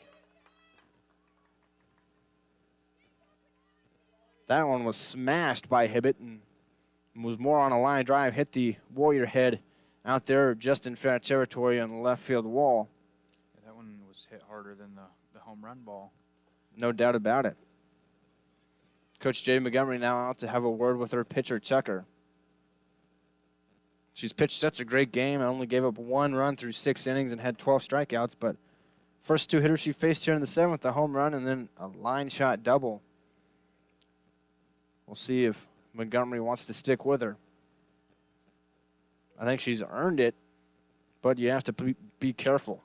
The tying run is represented by the hitter, who will be Edwards. The umpire will take his walk to the center circle to break it up, and Montgomery back to the dugout now. They'll stick with Tucker. Needs 3 more outs for a win for Wabash Valley. It'd be their 7th in a row.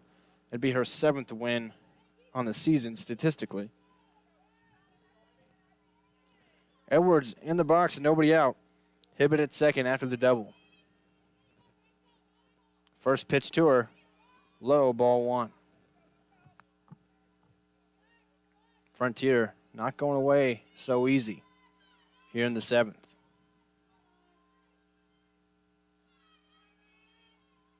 The 1-0 pitch, swing and a miss, 1-1.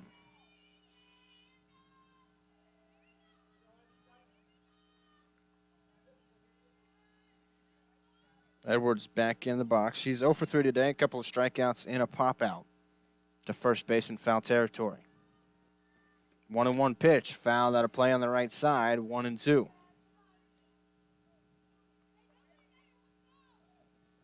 Tucker looking for her first out here in the 7th.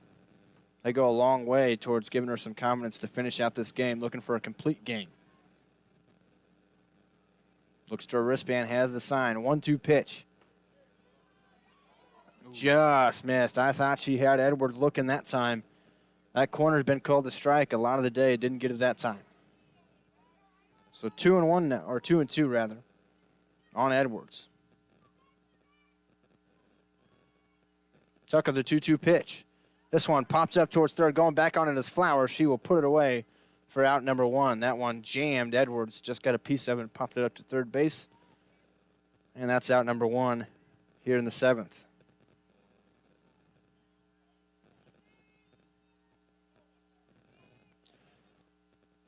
So now Kinley Sparks at the dish. Struck out twice and singled her last time up. That was in the 6th inning. First pitch she sees this time, fouls it straight back, 0-1. Hibbett still out there at second base after her double. 1 out here in the 7th. Wabash Valley with a 4-2 lead.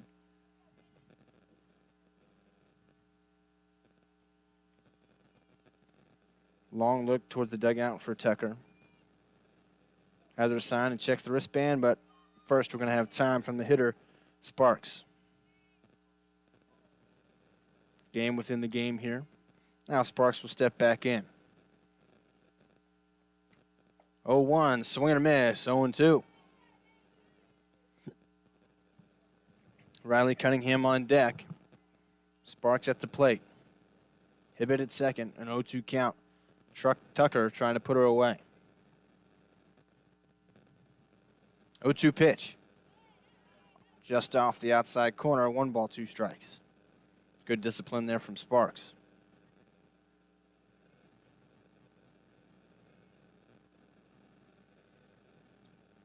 Frontier trying to battle back. Tucker trying to put him away, complete a complete game win. This one hit towards Tucker. She's got it, throws to third. They've got her in a rundown. That's Hibbert out there. Mockabee on a third, tag from Tucker. Ooh. No call yet. He's not made a call. The home plate umpire does, and they call her safe. Just beat it out, diving head first in there. So that'd make runners at the corners, and still just 1 out, and now... I was so depressed that I couldn't get out of bed. That all changed once I started seeing Danielle, the social worker, and Melanie, the nurse. They have been so kind, and they truly care about my health. They have helped me to be able to go out and have shown me the importance of how to deal with my problems in a more constructive way. I think anyone who is experiencing grief, depression, anxiety, or isolation can benefit from this program. The Senior Enrichment Center has changed my life. There's no better place to enjoy the once-in-a-lifetime solar eclipse than at the center of it all, Fairfield, Illinois. Join us for a fun-filled weekend leading up to the eclipse on April 8th, and it starts Friday, April 5th at 6 p.m. with live music at the Wayne County Fairgrounds featuring country sensation Little Texas. Opening act will be Bo Tatum and the Dirt Devils. Ticket information available at SolarEclipseFairfield2024.com. Support provided by the Spring Fling and Market, presented by Charlie's Collision and Customs and the Greenhouse Collective on Saturday, May 4th from 9 a.m. to 2 p.m. to be held at Charlie's on Wabash 10 Avenue, just off of Highway 1 South in Mount Carmel. Vendors may sign up for the event with both outdoor and insulated indoor spaces available. For more information, Mick Swain can be reached via Facebook Messenger or at the Greenhouse Collective mtc@gmail.com. The Spring Fling and Market on Saturday, May 4th in Mount Carmel.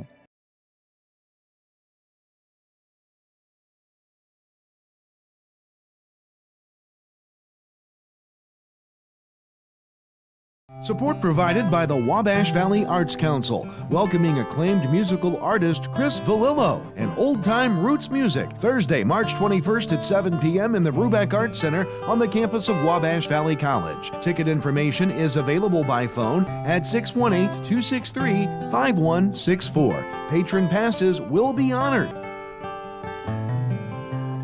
Little town news, rusty old horseshoes.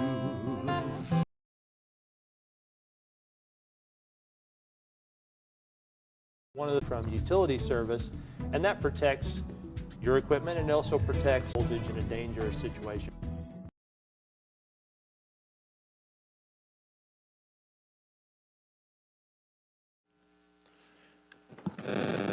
So they were able to get Sparks up, and she walked under her own power back into the dugout, so she'll be pinch ran for.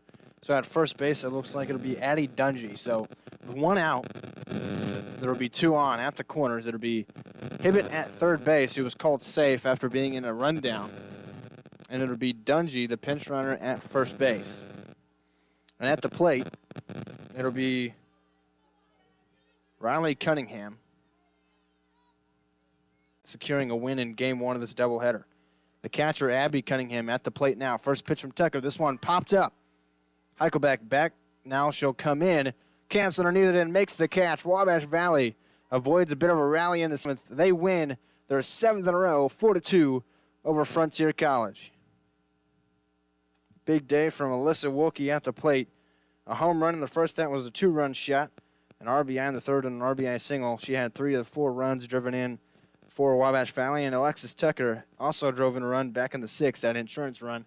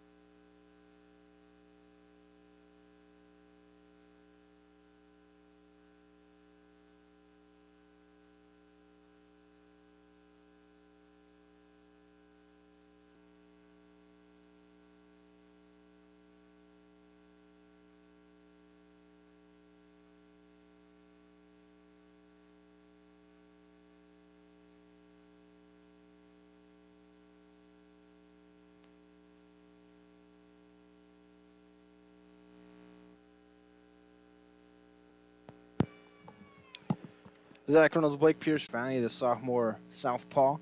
And she'll be greeted with a lefty-lefty matchup of A.J. Hollowell, the center fielder. First pitch, squares up to bunt and bunts it foul for a strike one.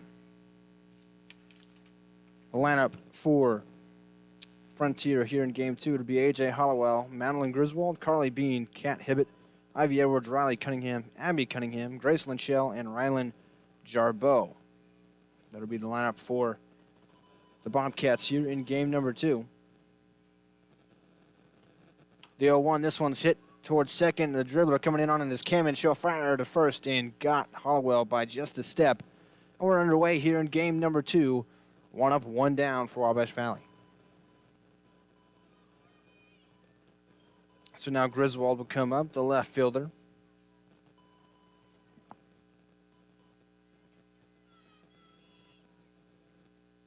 Let another lefty on lefty matchup here. First pitch, a slap hit right back up the middle. Wolf has it, turns, fires, and got Griswold by a step that time. So 2 soft, quick groundouts. Wolf off to an efficient start here. 2 up, 2 down. Good job getting it quick over to first because she was moving down the line.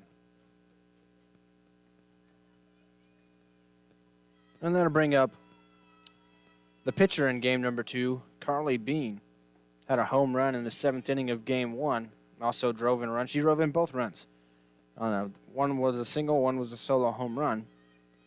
That pitch missed low for ball 1 to Bean. One of the top hitters in the conference. That pitch in the dirt, 2-0.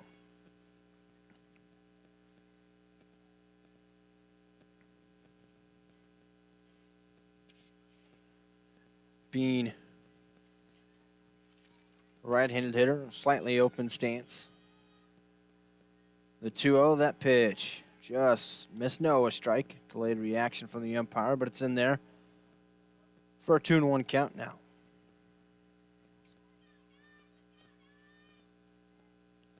Wolf the 2-1 to Bean. That one in there for a strike on the inner half, 2-2. Wolf battled back in the count.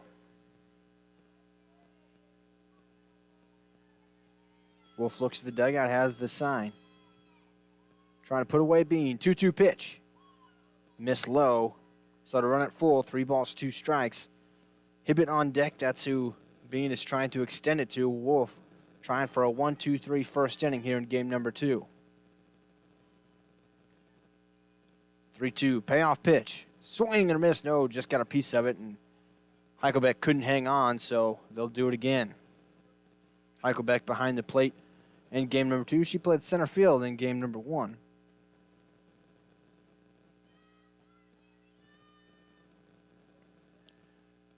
Another 3-2 payoff pitch from Wolf. This one hit towards third, snagged by Flowers on the high hop. Fires across 3 groundouts. A 1-2-3 inning for Wolf and Wabash Valley in the first. Now they'll head to the Warrior Bats after this. You already know that the First National Bank is your real community bank, but have you met our people? It's the people inside that make us a community bank. We live here, we work here, we're your neighbors and your friends. When you bank with us, your money is reinvested in your community. At the First National Bank, our customers are more than an account number. People are the reason for this community. We're your hometown bank, serving the area since 1906. We are the First National Bank, where our people make the difference. Come see us today. Equal housing lender, member FDIC. Don't miss out when Ancient Aliens Live lands in a town near you. The Out of This World Tour continues with 15 new dates announced across the country. Hear from the experts of Ancient Aliens live and in person. All of you are on this journey with all of us together. Get your tickets now at ancientaliensLiveTour.com. Ancient Aliens Live, Project Earth lands at Victory Theater. Tickets on sale now at the Ford Center ticket office and Ticketmaster.com.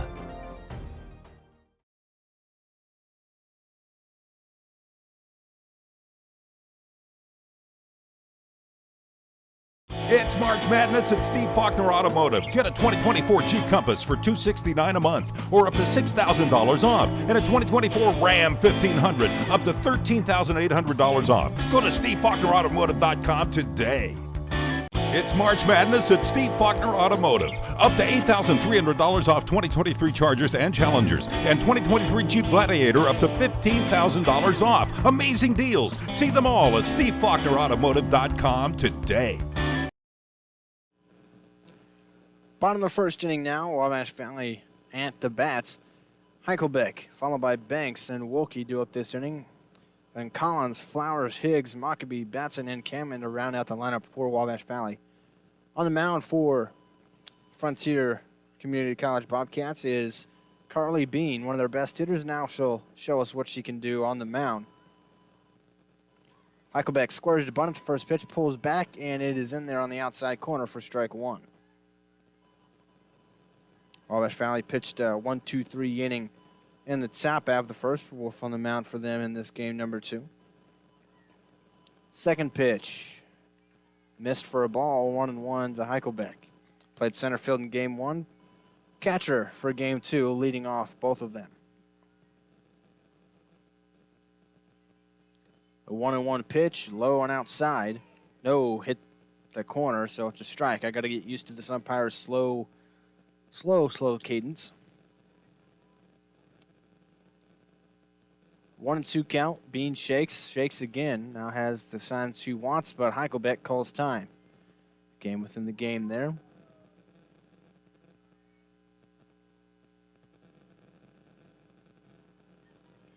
Heichelbeck back in the left-hander's batter's box. Ready for the 1-2. The pitch from Bean. Swing and a miss. Heichelbeck down on strikes.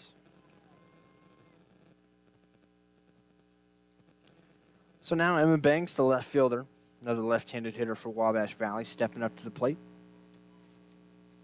She had a double back in game 1 of this doubleheader earlier today. First at-bat here in game 2. First pitch she sees is outside, ball 1.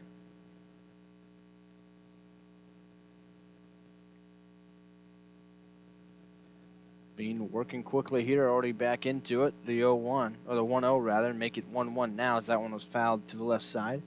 Off the netting by Banks. So on even count. We know what Bean can do on the hitting side. We saw that in game 1. Now on the mound, she's got 1 strikeout already. 1-1 pitch to Banks. This one slapped down the left field line, but foul. Couldn't quite keep it fair. And now 1-2 on the Warrior left fielder, Banks. Any thoughts, Blake? No, she needs to straighten up one of these. She's getting some good contact, but 1-2 pitch. This one fouled out in the left field line and into the parking lot.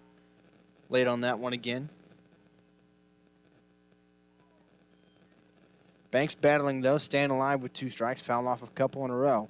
Trying to get on base and set the table. 1-2 pitch again. Fouled off again, this one, right at the Wabash Valley dugout. Seems to be making a point to try to slap it the other way. Use her speed. Still 1-2 count. Another pitch from Bean. This one inside, pops up. Going back just onto the outfield grass and making the catch is the second baseman, Rylan Jarbeau. There's 2 outs now here in the bottom of the first inning. Wabash Valley had a 1-2-3 inning pitching. Now Frontier trying to do the same. Wilkie stepping up to the plate, though, and she had a big game number 1, Blake. yeah, 3 RBIs, the 2-run homer in the first inning of game 1. So Goes first pitch swinging here, pops it up on the left side, and the third baseman, Abby Cunningham, calls off the shortstop, Riley Cunningham, and makes the catch. Each team pitched a 1-2-3 inning. On to the second we go. Before coming to Senior Enrichment Center, I was so depressed that I couldn't get out of bed. That all changed once I started seeing Danielle, the social worker, and Melanie, the nurse. They have been so kind, and they truly care about my health. They have helped me to be able to go out and have shown me the importance of how to deal with my problems in a more constructive way. I think anyone who is experiencing grief, depression, anxiety, or isolation can benefit from this program. The Senior Enrichment Center has changed my life. There's no better place to enjoy the once-in-a-lifetime solar eclipse than at the center of it all, Fairfield, Illinois. Join us for a fun-filled weekend leading up to the eclipse on April 8th, and it starts Friday, April 5th at 6 p.m. with live music at the Wayne County Fairgrounds featuring country sensation Little Texas. Opening act will be Bo Tatum and the Dirt Devils. Ticket information available at SolarEclipseFairfield2024.com.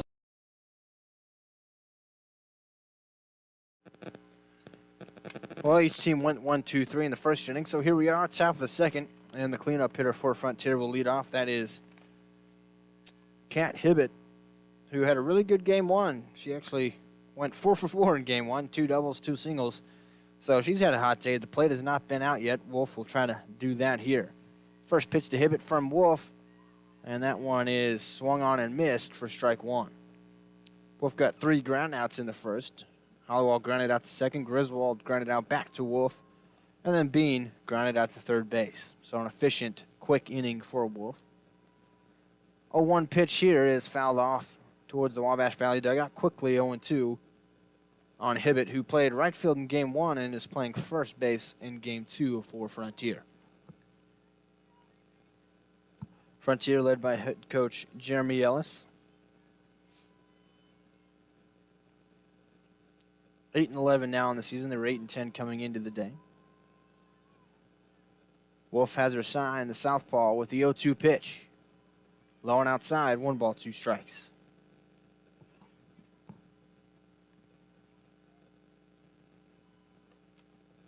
Sun out a little bit more here in game two than it was in game one. Still pretty chilly out there, though. 1-2 pitch. This one hits toward third, and past Flowers tried to snag that one. A tough hop. Hibbett rounds first. She'll dig for second. Throw in. Tag. Not in time. Hibbett with a hustle double that time. Third double of the day. First in this game, obviously, but she's still not been recorded out in the 2 games so far today. So we calling that a double, or? I am. Unofficial scorebook here. I'll give her a hit. That was a tough hop on Flowers, and it was hit hard. So Hibbett at second base, nobody out, and Ivy Edwards at the plate, playing right field in game two. Open stance. Goes first pitch swinging and fouls it down the left field line, 0-1.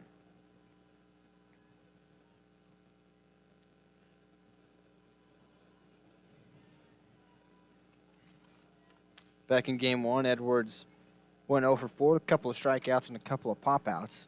But a fresh game here for her. The 0-1 pitch outside, a 1 ball, 1 strike. The defense for Wabash Valley, Flowers at third, Malkaby at short, Cameron at second, Wilkie at first.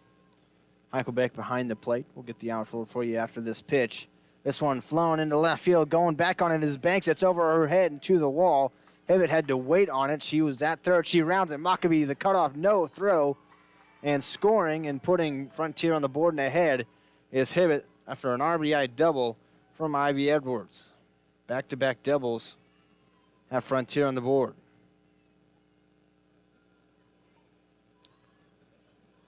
So run across. And now to finish off the defensive alignment for Wabash Valley, it's Banks in left, Higgs in center, Batson in right. Still nobody out, and at second base now is Edwards, who traded places with Hibbert. At the plate is Riley Cunningham, the shortstop. First pitch to her, hits her arm, was inside. She let it graze her arm, didn't hit her too badly, but 3 to reach immediately. The first 3 to reach for Frontier here in the second.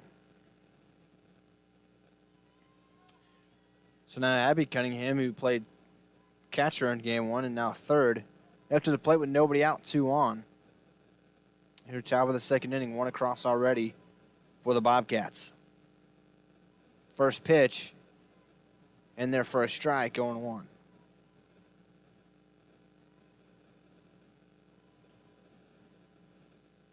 Wolf trying to settle down here after a quick, efficient first inning. She's run into trouble here in the second.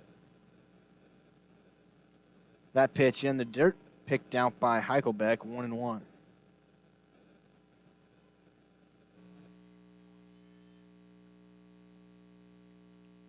Wolf looks towards the dugout, has her sign, checks the wristband. Now will fire home the 1-1 pitch.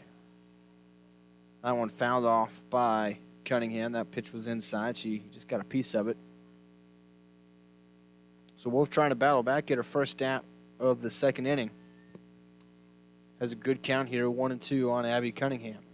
Edwards at second, Riley Cunningham at first.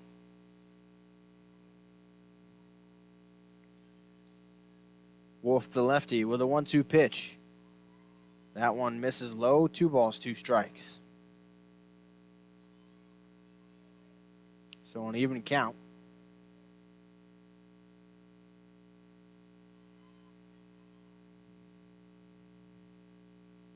Two-two pitch from Wolf. Just outside, 3 balls, 2 strikes. Run it full. So big spot here. 2 runners on, nobody out. A 3-2 count on Cunningham at the plate. Big swing pitch potentially here. 3-2 payoff pitch from Wolf. This one flowing out in the left field, going back on his Maccabee. That will land in front of Banks. Everybody will move up 1 base. And now the bases will be loaded and nobody out after the bloop hit from Abby Cunningham.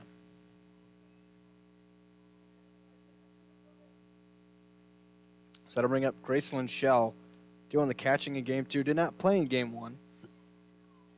So her first at bat of the day, and it's a big one. Bases loaded, nobody out. 1 across the inning already for Frontier. Trying to do some real damage. Wolf trying to find her rhythm and limit the damage. Lefty on righty, first pitch from Wolf. This one lined up the middle. Wolf snags it. Nice reach, able to catch that one up high by Demi Wolf. Then the throw over to third, a little too hard, got away. And now the infield will gather. They'll have a discussion in the center circle here, trying to help Wolf calm down here and get her rhythm, and also talk over how they want to play this defensively with a runner at second and a runner at third and 1 down. No traditional double play in order. They have to decide if they want to play in, if they want to go home. So they talk those things over and now go back to their defensive positions.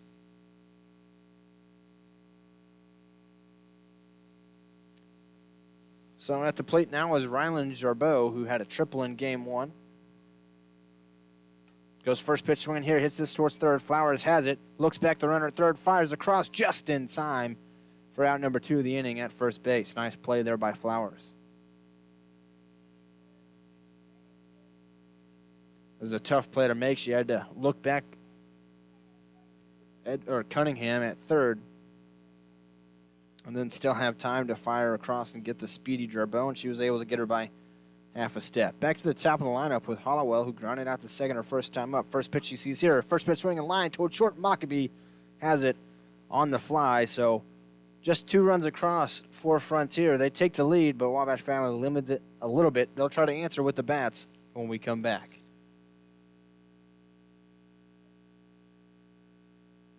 Support provided by the Spring Fling and Market, presented by Charlie's Collision and Customs and the Greenhouse Collective on Saturday, May 4th from 9 a.m. to 2 p.m. to be held at Charlie's on Wabash 10 Avenue, just off of Highway 1 South in Mount Carmel. Vendors may sign up for the event with both outdoor and insulated indoor spaces available. For more information, Mick Swain can be reached via Facebook Messenger or at the Greenhouse Collective mtc@gmail.com. The Spring Fling and Market on Saturday, May 4th in Mount Carmel.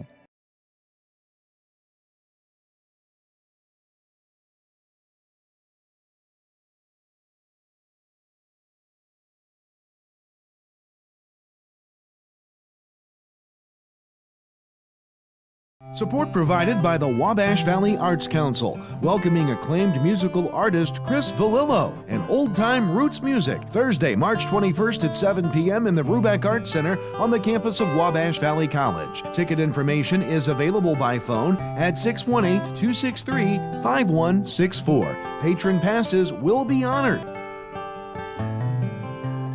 Little town news, rusty old horseshoe.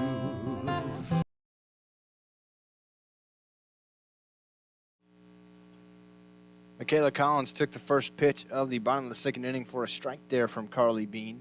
Collins, the catcher in game 1, just the designated player here in game 2. That pitch misses way inside. 1 ball, 1 strike. Collins had a couple of walks back in game 1 and a single, reached base all 3 times she came to the plate. 1-1 count here. The pitch from Bean. Allowing inside, skips away. 2 balls, 1 strike. A hitter's count for Collins. Collins, Flowers, and Higgs due up, trying to answer those 2 runs that Frontier put up in the top half of the second. Wabash Valley has won 7 games in a row going back to game 1 of this doubleheader, trying to continue that win streak here in game 2. That pitch missed up, so a 3-1 count on Collins with Flowers on deck. Bean working quickly, 3-1 pitch. Swing and a miss. Collins swinging for the fences there. A little out in front and swung over it. So a full count, 3 balls, 2 strikes.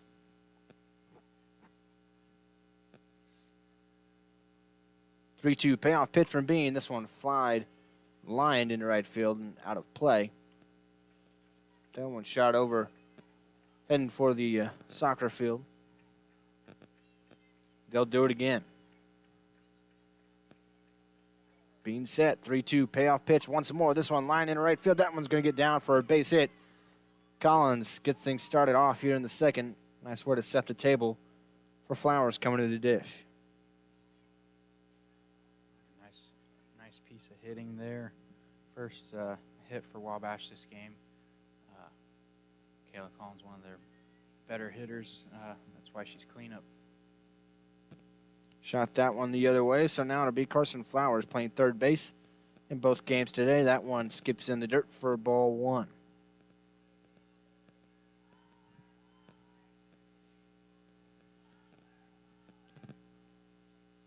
Flowers, closed stance, hands up high.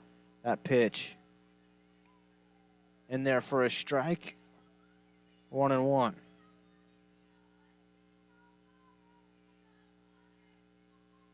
One on, nobody out. 1-1 pitch. That one in there for a strike. 1-2.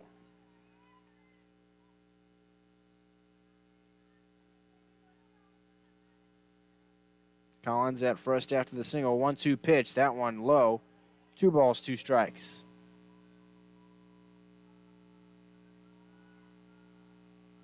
Flowers trying to work the count, get on just like Collins did. 2-2 pitch from Bean. This one lined in the left field and between the 5.5 hole for a base hit. 2 hits to start the second inning for Wabash Valley, trying to answer those 2 runs from Frontier. A nice start. So Collins at second, Flowers at first, and Emily Higgs, the center fielder, coming to the dish.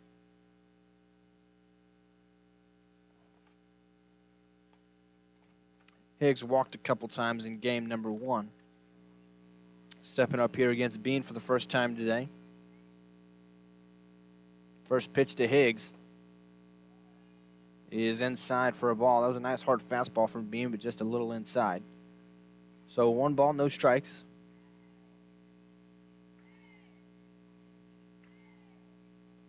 The 1-0 to Higgs. That one on the inner half as well, but this time hits the corner. So 1 ball, 1 strike count. Collins at second. Flowers at first after each of their hits. Collins to right field. Flowers to left. Higgs scores up to bunt, gets it down to the first base side. Fielded by Bean. She just tags Higgs for out number 1, but both runners move up. A successful sacrifice for Higgs. So now 2 runners in scoring position with just 1 out for Mockabee.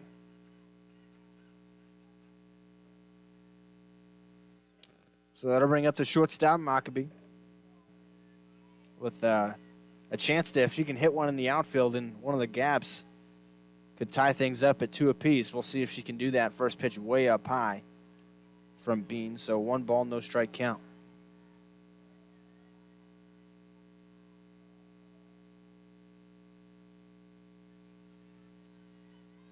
Mockabee, right-handed hitter, open stance. The 1-0. And there for a strike, 1-1.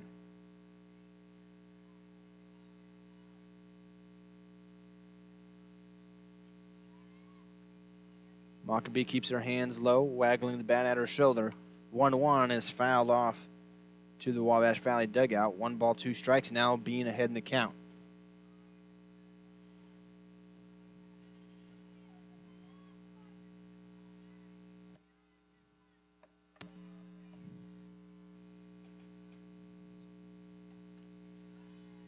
That pitch fouled off, so Mockabee stays alive.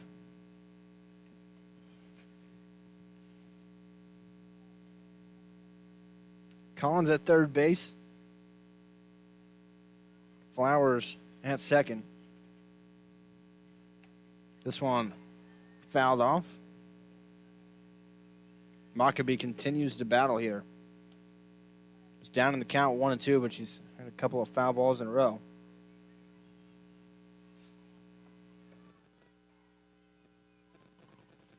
Wabash Valley trying to answer the 2 runs in the top half. 1-2 pitch again to Mockabee. That one up and in. 2-2. Nice at bat here.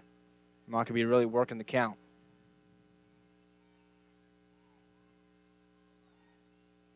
Two runners on, just 1 out. 2-2 pitch from Bean. Up high, run it full. 3 balls, 2 strikes.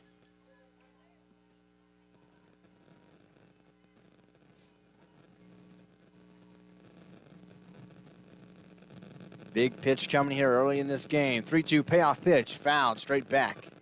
Mockabee chased that one inside, but got a piece of it to stay alive.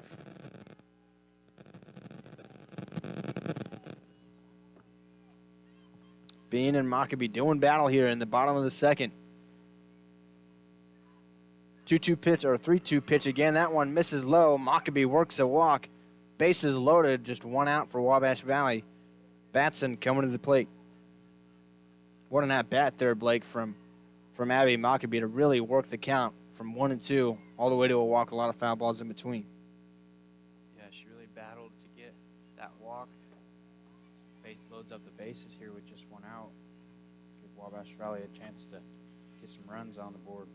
First pitch there to Malin Batson was in for a strike. The 0-1 inside. 1 ball, 1 strike.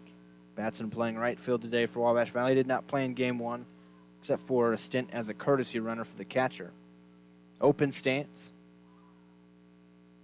The 1-1, swing and a miss. Chase that one up and away. 1 ball, 2 strikes.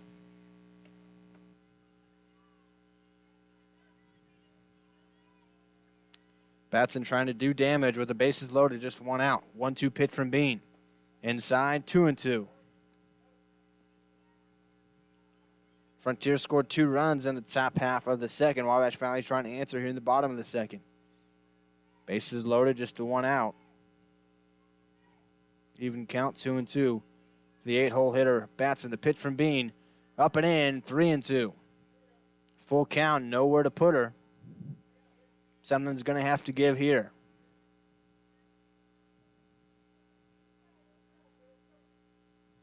Bean back in the center circle. 3-2, payoff pitch to Batson. Ringer up on the inside corner. Batson thought she had a walk. Umpire calls her out on strikes for out number 2. So now 2 outs, bases loaded, and the 9-hole hitter and second baseman Ava Kamen at the plate for Wabash Valley, trying to take advantage of the bases loaded situation. First pitch. Low, ball 1.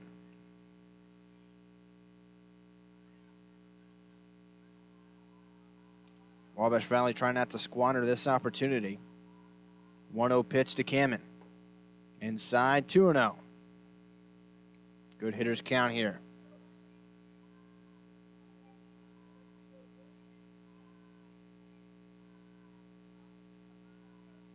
Cameron bat on the shoulder. The pitch from Bean. And there for a strike on the inner half. Bean really working inside to Cameron here. First 2 pitches missed. That time it found the zone. Still hitters count for Cameron, 2-1. Bean shakes, now has the pitch he wants. 2-1 pitch. Outside, hit the corner, 2-2. Framed up by Shell. Framed up good enough for the umpire. 2-2 pitch to Kamen. Hits this one, a dribbler towards first. Hibbett has it. She will dive and tag the bag with the hand, or with the glove, and just in time. Wabash Valley gets the bases loaded with just 1 out. They can outscore. Frontier up still 2-0 as we head to the third. One of the things we want all of our customers to make sure of is that if you do install a generator, make sure that you have a properly functioning transfer switch. And a transfer switch will make sure that the generator is disconnected from utility service, and that protects your equipment and also protects all of our crews working on the line. If a generator's not hooked up correctly, it can send power back through that transformer, and then it can be high voltage in a dangerous situation.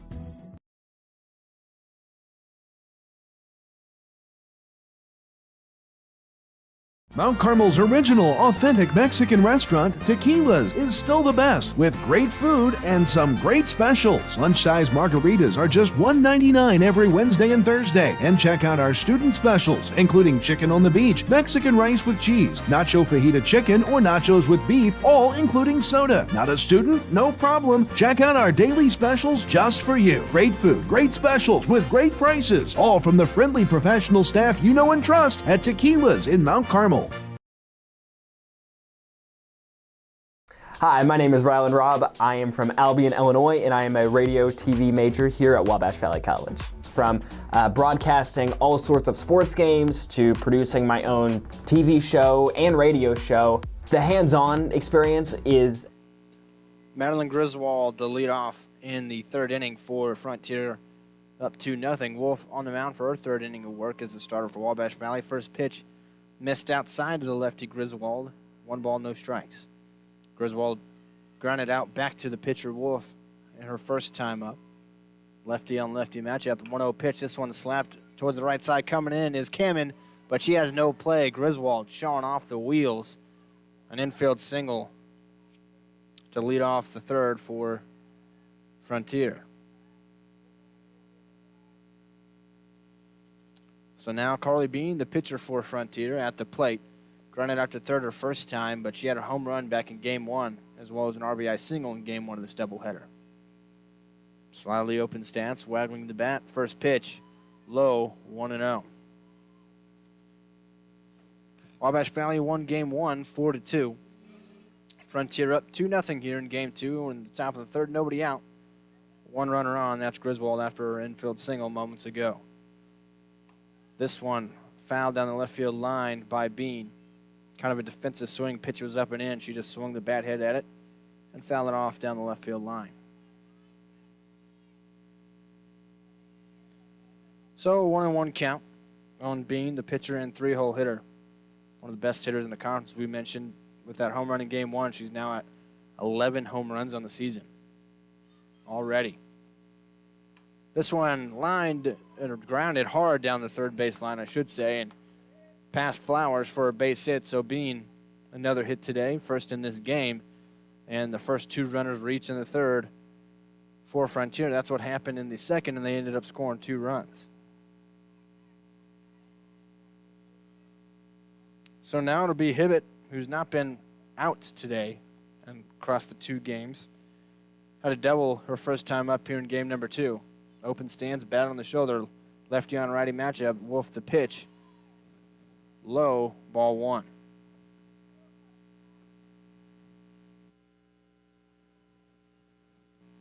Approaching 5 o'clock here at Wabash Valley College. Long day of softball. A couple of good games going. First game was good down into the wire. This one 2-0 here. Early on here in the top of the third inning. That pitch missed, so it's 2-0 on Kat Hibbett. Good hitters count with 2 on, nobody out. Looking to extend their lead. 2-0, this one's tapped foul off the plate. 2-1.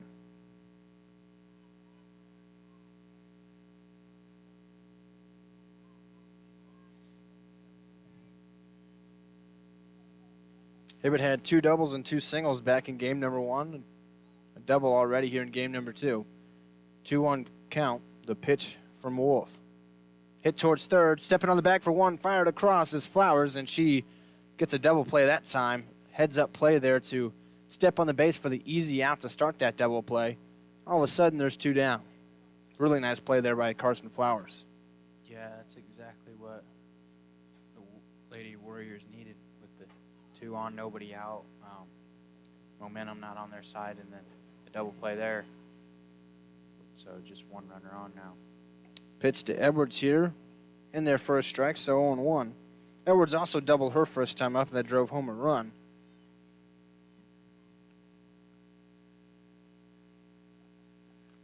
Wolf trying to get out of the inning after letting the first 2 reach. That double play helped her out. That pitch in the dirt makes it 1-1. Frontier leads 2-0 here. Top of the third inning. Wolf, a long look now, has the sign, checks the wristband. The 1-1 pitch, this one's fouled straight back, 1-2 on Edwards. Wolf pitched a really good first inning, 1-2-3 really quick, but ran into some trouble in that second, gave up a couple of doubles. And finds herself down 2-0, gave up a couple of hits here in this inning, but the double play has her in a good spot to get out of it without allowing another run. Has Edwards down 1-2 here. The pitch from the lefty Wolf. This one tapped towards third. Flowers has it, fires across, and they get out of the inning. Nice defense from Flowers on the double play and that one there. Back to the Warrior Bats, trying to get back into it after this. You already know that the First National Bank is your real community bank, but have you met our people? It's the people inside that make us a community bank. We live here, we work here, we're your neighbors and your friends. When you bank with us, your money is reinvested in your community. At the First National Bank, our customers are more than an account number. People are the reason for this community. We're your hometown bank, serving the area since 1906. We are the First National Bank, where our people make the difference. Come see us today. Equal housing lender, member FDIC. Don't miss out when Ancient Aliens Live lands in a town near you. The Out of This World Tour continues with 15 new dates announced across the country. Hear from the experts of Ancient Aliens live and in person. All of you are on this journey with all of us together. Get your tickets now at ancientaliensLiveTour.com. Ancient Aliens Live, Project Earth lands at Victory Theater. Tickets on sale now at the Ford Center ticket office and Ticketmaster.com. Back to the top of the lineup for Wabash Valley here in the bottom of the third inning. Kinsley Heichelbeck, the leadoff hitter and catcher here in Game 2 at the plate. Struck out her first time up. And before she will hit, she's got to tie her cleat back up. Carly Bean on the mound for Frontier out for her third inning work, the starter. Has pitched 2 scoreless innings so far. Gave up a couple of hits in the second inning and a walk as well, but pitched out of the jam. First pitch this time around to Heichelbeck. Takes it for a ball. Up and away, 1-0. Top of the order with Heichelbeck, Banks, and Wilkie do up this inning. 1-0 pitch. Hits the outside corner, no, just off of it. 2-0. Heichelbeck trying to set the table.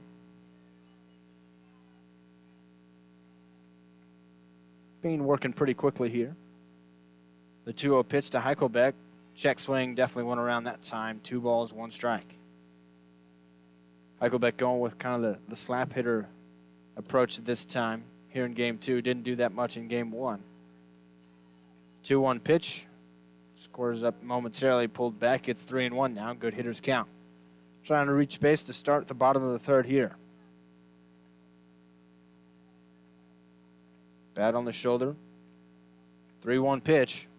Takes that one for a strike. Run it full. 3 balls, 2 strikes.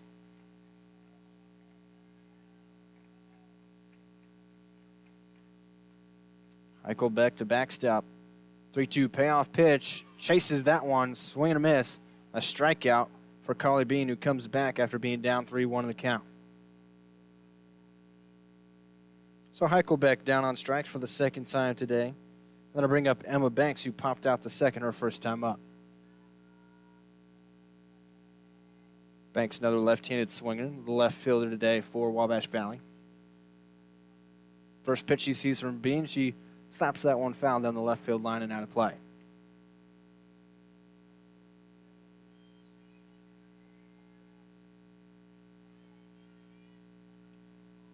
The 0-1 now from Bean. That one missed outside, so it's a 1-1. Wabash Valley doing a good job of working counts, but haven't gotten much to go so far. Just a couple of hits, but no runs yet. 1-1. This one fouled out towards the parking lot and does not hit any cars, luckily. That one I thought might for a second. Banks now down 1-2. Wabash Valley had the bases loaded in the second inning with just 1 out. They could not come around to score. Being pitched out of that. 1-2 pitch to Banks. Slaps at that one and just got a piece of it, and it stays foul. So she'll see another pitch at least.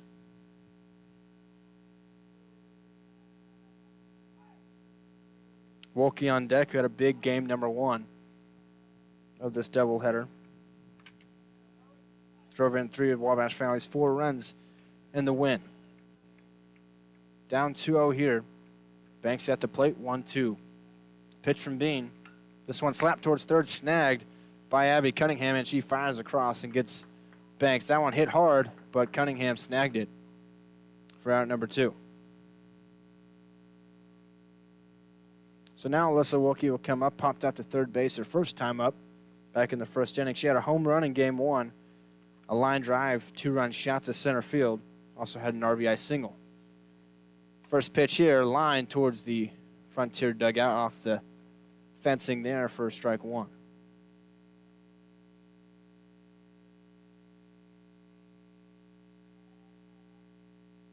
Bean trying to settle back into a groove she had in the first inning. This pitch, low and inside, 1-1.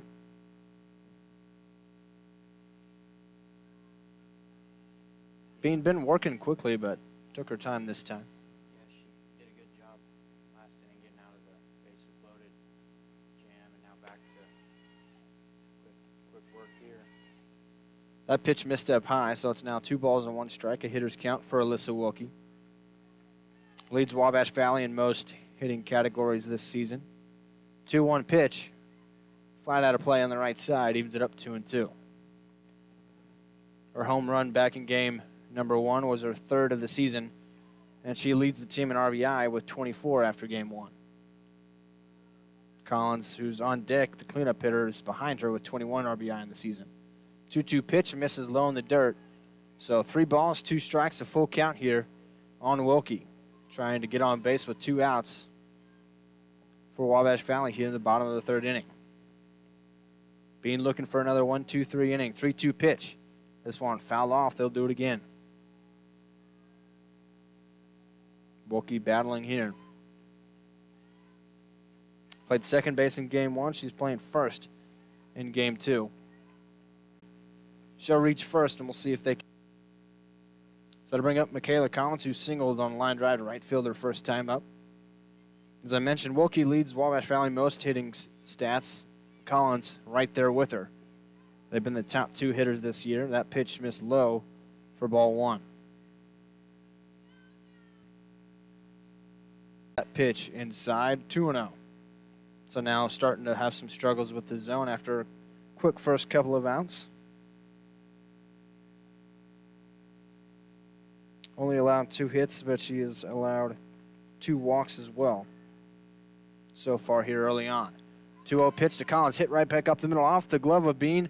It's March Madness at Steve Faulkner Automotive. Get a 2024 Jeep Compass for $269 a month or up to $6,000 off, and a 2024 Ram 1500 up to $13,800 off. Go to SteveFaulknerAutomotive.com today.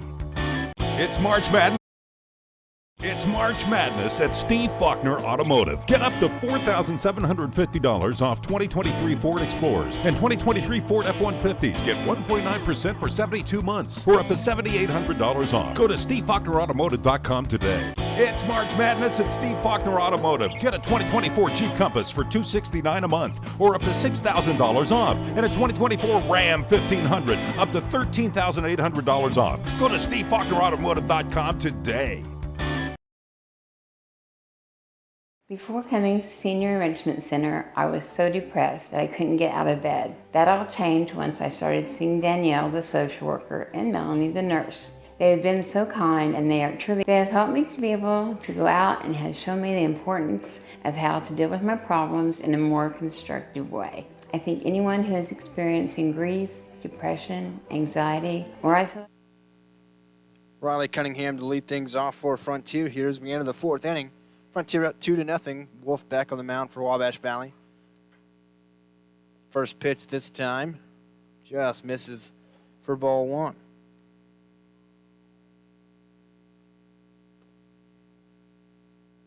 Frontier has 2 runs on 5 hits so far through the first 3 innings of this game. They're here in the 4th now. This one hit towards third, and Flowers continued her busy day, and she's been lights out defensively at third base. Another 5-3 put out there. That's 3 balls in a row going back to the third inning that had been hit at Flowers, and she's played them well each time. So nice quick out there for Wolf as she tries to work back after giving up a couple of runs in that second inning. This pitch misses low and away, ball 1. Abby Cunningham now at the plate, the third baseman today. In game 2, she caught for Frontier in game 1. So she's got a strong arm over there and used it to get that last out at the bottom of the third inning. The 1-0 pitch skips in the dirt, 2-0 to Abby Cunningham.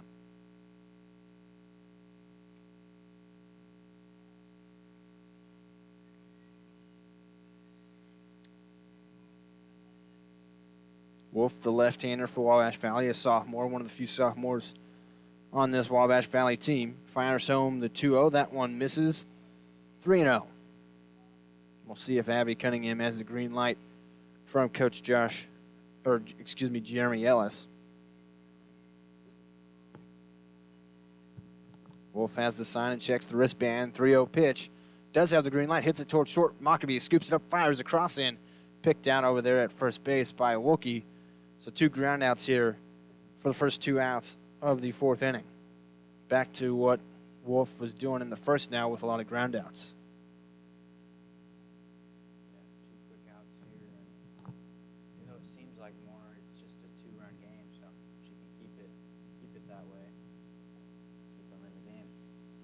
That pitch missed low, so 1-0. Catcher Gracelyn Shell at the plate now. She lined out to Wolf, on the mound her first time up. The 1-0, this one line into left field. That one's going to fall, kind of a soft liner, but a base hit nonetheless. Shell on base. A 2-out hit, and that'll bring up Rylan Jorbo. Jorbo grounded out to third her first time up, but had a couple of hits in game 1, including a triple.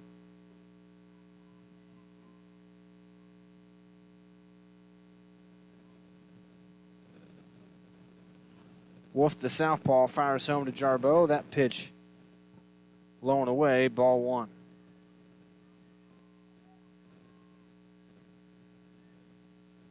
Jarboe wearing the 00. Don't see that a whole lot in baseball or softball.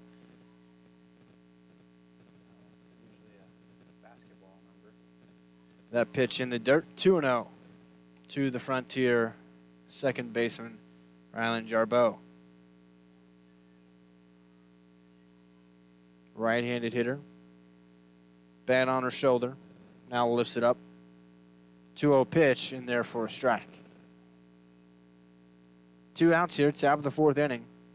A 2-1 count on Jarboe at the plate. Runner at first base after the 2-out single was Gracelyn Shell. Wolf on the mound for Wabash Valley, trying to get a scoreless inning here and send it back to the bats down 2-0. 2-1 pitch. This one hitting the left field, going back on it is Banks, and she reaches up and snags a nice play from Banks. That one was going over her head, had some carry on it, but Banks able to reach up and snag it at the last second. Wabash Valley a scoreless inning. They'll try to put some runs on the board on the other side. There's no better place to enjoy the once-in-a-lifetime solar eclipse than at the center of it all, Fairfield, Illinois. Join us for a fun-filled weekend leading up to the eclipse on April 8th, and it starts Friday, April 5th at 6 p.m. with live music at the Wayne County Fairgrounds featuring country sensation Little Texas. Opening act will be Bo Tatum and the Dirt Devils. Ticket information available at SolarEclipseFairfield2024.com.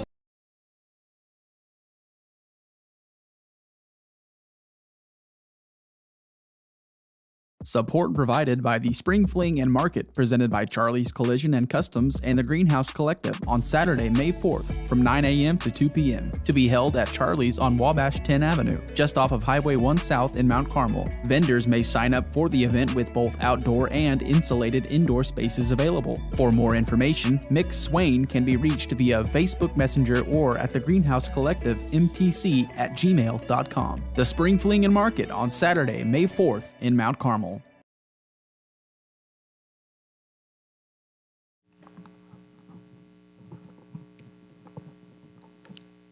Bottom of the 4th inning, Zach Reynolds and Blake Pearsall here with you on 89, or not 89, Wabash News Channel 15, YouTube, the Warrior Sports Network. Sorry, force of habit. Blake, what are your thoughts on this game so far? Been a pretty dominant performance by the Frontier pitcher. What's her name? Carly Bean. Yeah, Carly Bean's had a great game. Besides that second inning where she had the bases loaded, but she was still able to get out of it untouched. So she's had a great game, but still only a 2-run game.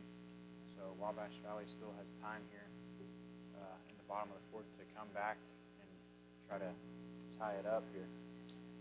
Well, 2 quick strikes there on the third baseman for Wabash Valley, Carson Flowers. She's been really good defensively here in this game, too. She also had a hit in the second inning her first time up.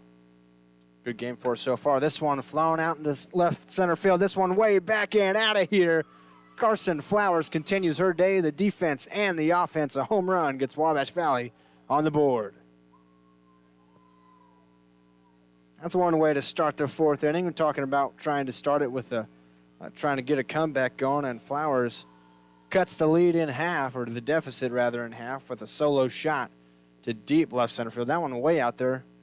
Almost hit that SUV, that white SUV out there behind the left center field fence. No doubt about that one for Carson Flowers. So that'll bring up Higgs now. She'll try to get on base and start a rally as well. That pitch, a strike on the inside corner.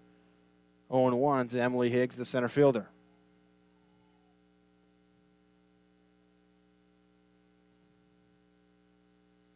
The 0-1, that pitch missed outside, 1-1. Frontier fans vocally not happy about that call. Looked off the plate for me. 1-1 to Higgs. That pitch inside, 2-1.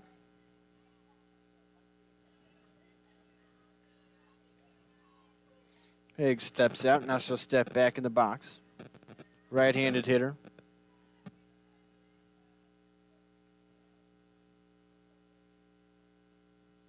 Holds their hands up high.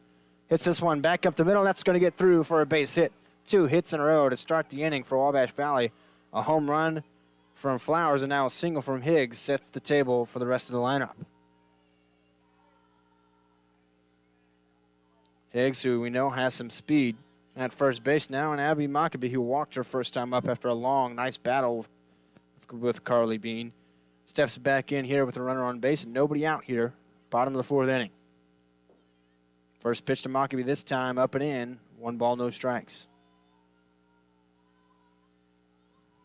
Blake, I think she was trying to take the lead with that one. Yeah, it looked like she was swinging for the fences on that one, but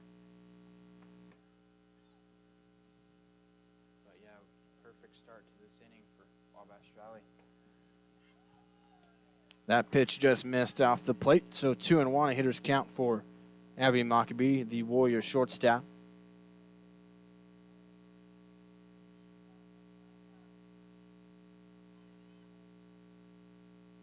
This pitch flown out into right field and out of play, so it evens it up 2-2.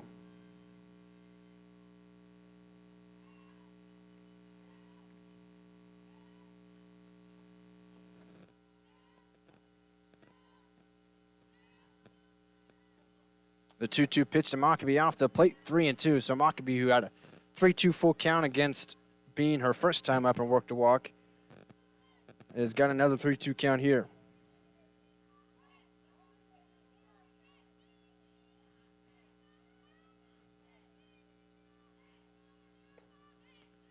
And another walk for Abby Mockabee. She's really seen the ball well here in Game 2 off of Carly Bean. Working long at bats, and a walk there puts 2 on with nobody out here for Batson. Potential tying run at second base in Higgs, and now we're going to have a mound visit from Coach Jeremy Ellis.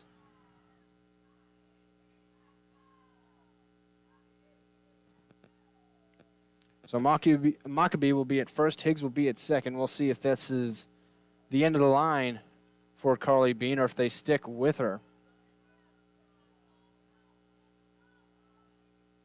Ellis still out there. Wabash Valley's players grouping up in front of their dugout as well to talk things over. Long mound visit here. Typically these are timed, but the umpire not going out there to break it up. And now Frontier will break it up on their own. Well, the players going back to their positions, but Coach Ellis still out there talking it over with Bean in the center circle. They'll stick with Carly Bean, though. He's pitched well so far, give up that home run to start the inning to Carson Flowers, then gave up a single to Higgs and a walk to Mockabee. That's where we're at here. Nobody out, 2 on for Malin Batson, who struck out looking her first time up. Open stance for the right-hander batter's box. Checks swing on the first pitch. And it was a strike anyway, and it went around. So 0-1.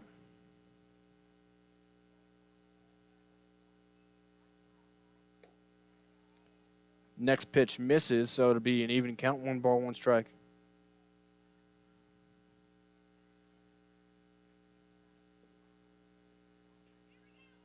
Two on, nobody out. Wabash Valley trying to tie it up. That pitch in there for a strike, 1-2. 1 across already in the inning, down 2-1 here. Runner at second, Higgs has speed. A hit to the outfield will almost certainly score. 1-2 pitch. This one popped up. Coming in on it is the center fielder. Instead, it'll be Jarbeau at second base behind the bag, making the catch for out number 1.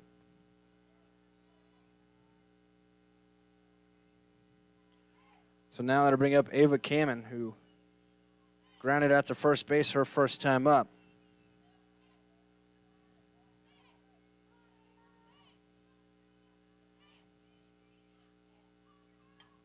She goes first pitch swinging and fouls this out of play on the right side. Sun comes out from behind a cloud here, shining down on Paul Schnarre Field. 2 runners on, 1 out here, bottom of the 4th inning. Wabash Valley trying to tie it up and maybe more. This pitch inside, 1-1 to Kamen. Wabash Valley won game 4-2. That was their 7th victory in a row on the season. Looking for a number 8. They're down 2-1. Trying to tie it up. This one line back up the middle, right past Bean. Higgs is going to stay put at third. That one was hit almost too hard. That's one of the hardest balls I've seen. The hardest hit, I'd say, today, just past the face of Bean, right up the middle. Kamen, if you were playing MLB The Show, that'd be perfect. Swing timing and bat placement. So the bases loaded again for Wabash Valley with just 1 out. Couldn't score last time in this situation. We'll see what they can do this time around. At the top of the order with Kinsley Heichelbeck at the plate.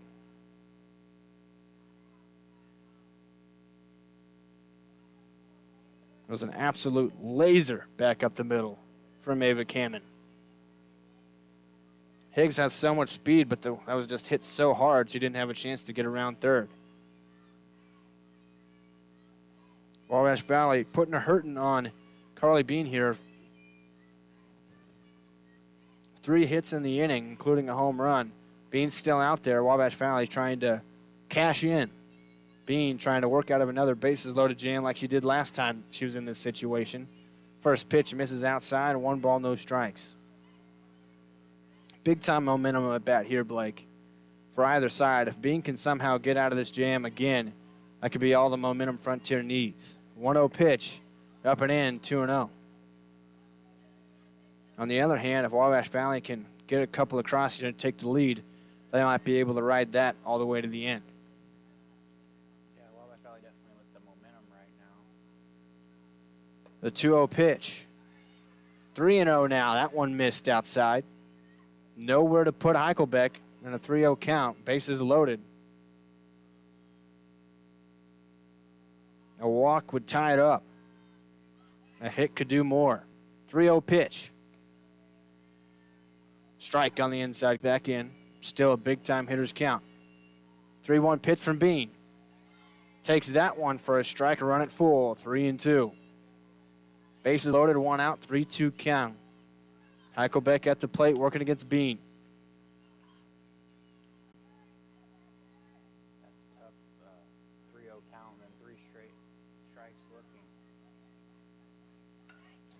First pitch swinging and fouling it off down the left field line was Banks. Tried to slap that one the other way.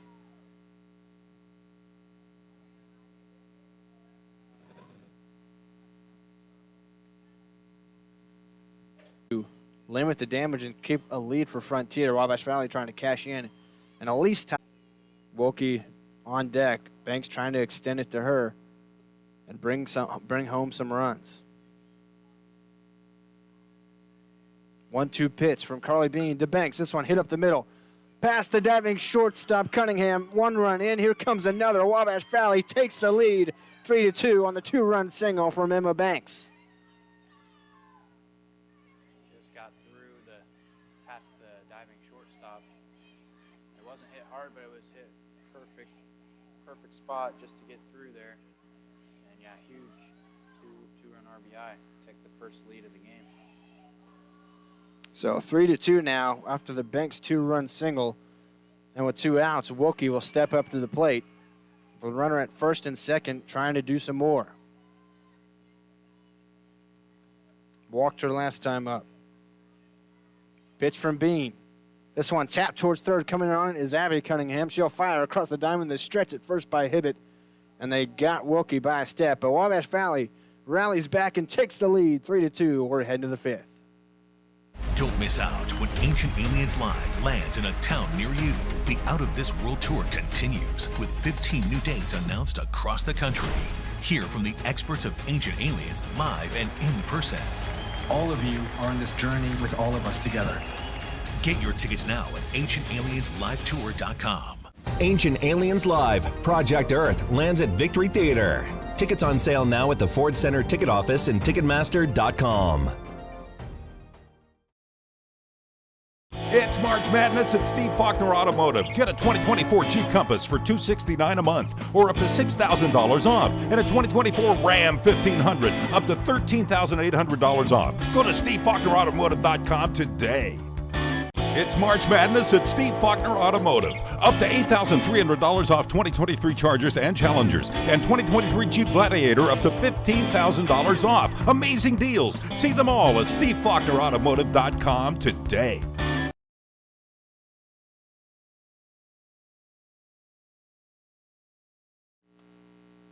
Wabash Valley now with a lead entering the 5th inning. Demi Wolf still in the mound. She started this one out.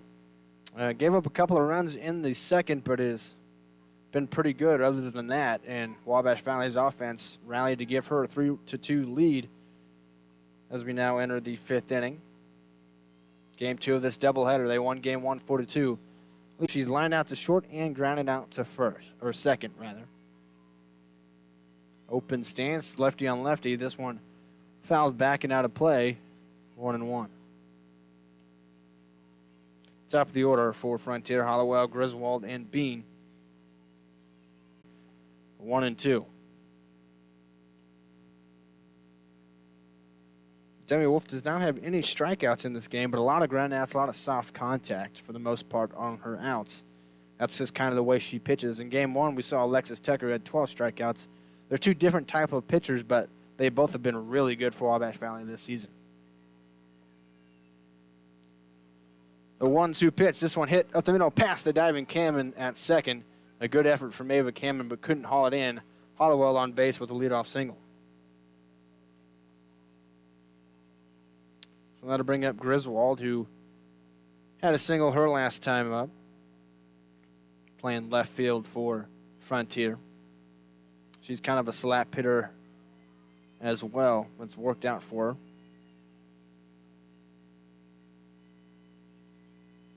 Lefty on lefty matchup again for Wolf. First pitch, low for a ball.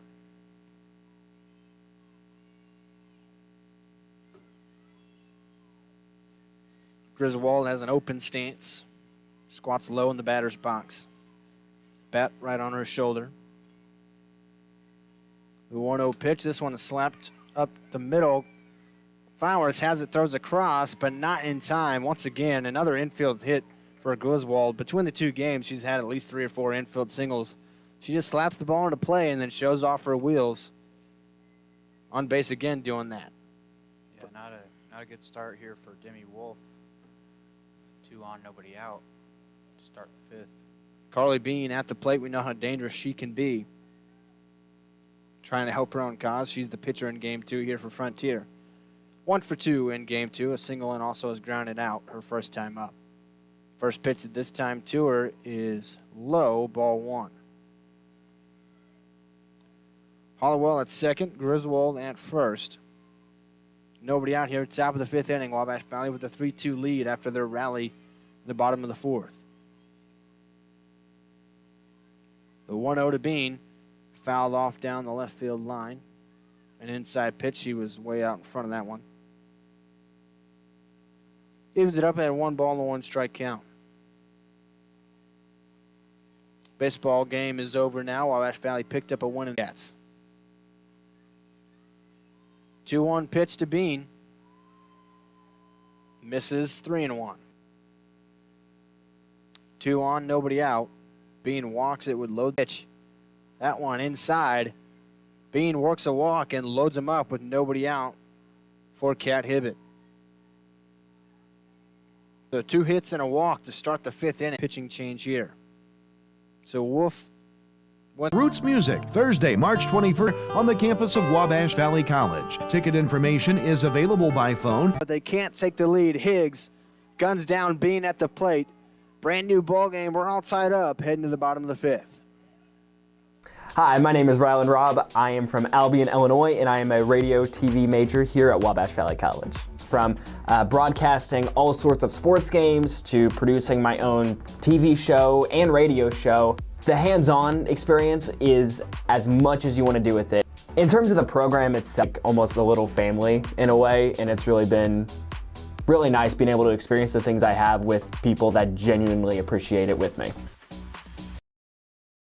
I'm Mason Gross. I am a marketing business management major at Wabash Valley College. You'll learn a lot about in the business industry as a whole, and that really helps you to explore your options as far as to what's out there. So I'm doing my internship at Summer Real Estate in Salem, Illinois. Right now I'm working on getting my license. I am hanging around the office, going to showings, and doing everything I can as a non-licensee to get myself ready for when I graduate and take that step as an agent.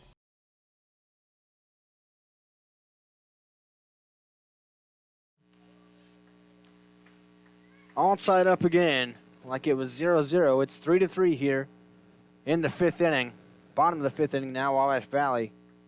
Back to the bats, and Michaela Collins at the plate. Carly Bean still on the mound for Frontier after getting thrown out at the plate, trying to score a go-ahead run by Higgs from center field to end the top half of the 5th. That first pitch misses outside. 1 ball, no strikes to Michaela Collins. Trying to set the table here for Wabash Valley and take the lead right back if they can. Here in game 2 of this doubleheader, she fouls this one off in the right field and out of play. 1-1's the count.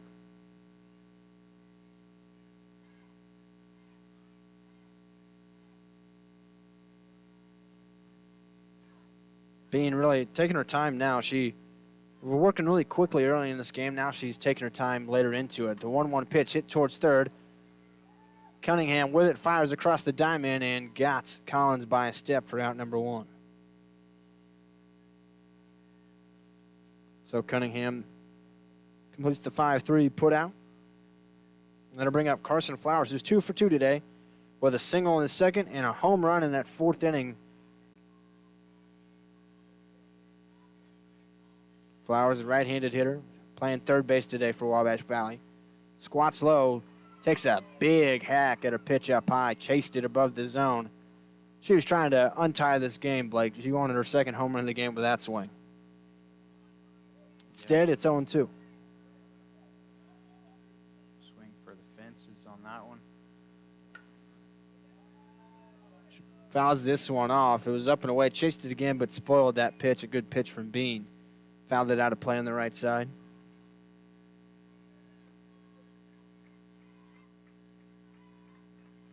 One out here, bottom of the 5th inning, all tied up at 3 apiece. Frontier and Wabash Valley doing softball battle. Great Rivers Athletic Conference action. Game 2 of this doubleheader at Paul Schnarre Field. That pitch outside. 1 ball, 2 strikes. Baseball players really being heard, giving encouragement to Flowers in Wabash Valley now. They won 9-2 over Shawnee. 1-2 pitch inside, evens it up 2-2.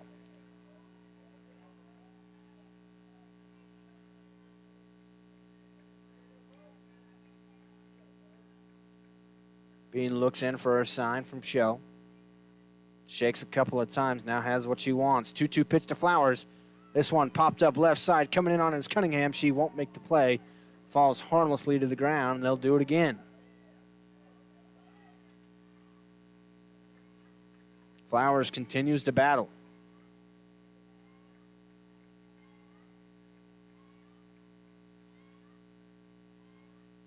Taking her time, and now she will step back into the right-handed batter's box.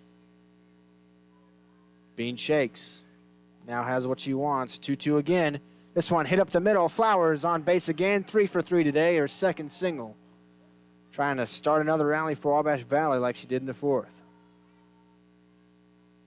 Nice at-bat there for Flowers. Took a couple of tough pitches, fouled off a couple, and hits that one back up the middle. Higgs stepping up to the plate now. She has a sac bunt and also a single, and eventually came around to score. Also has a put out from the outfield, or an outfield assist, excuse me. In the top half of the 5th inning, that's how she ended it. It was a base hit up the middle that scored 1 to tie, but then Higgs gunned down the pitcher Bean at the plate to keep it tied and send it to the Warriors bats. She's got 1 on, 1 out, no 1 count. The pitch from Bean up high, 1-1.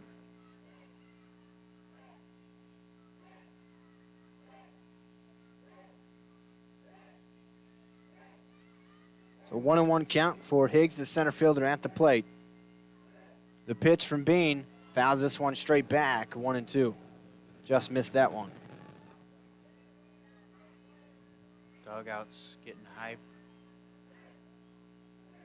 Baseball players assisting in the softball chants.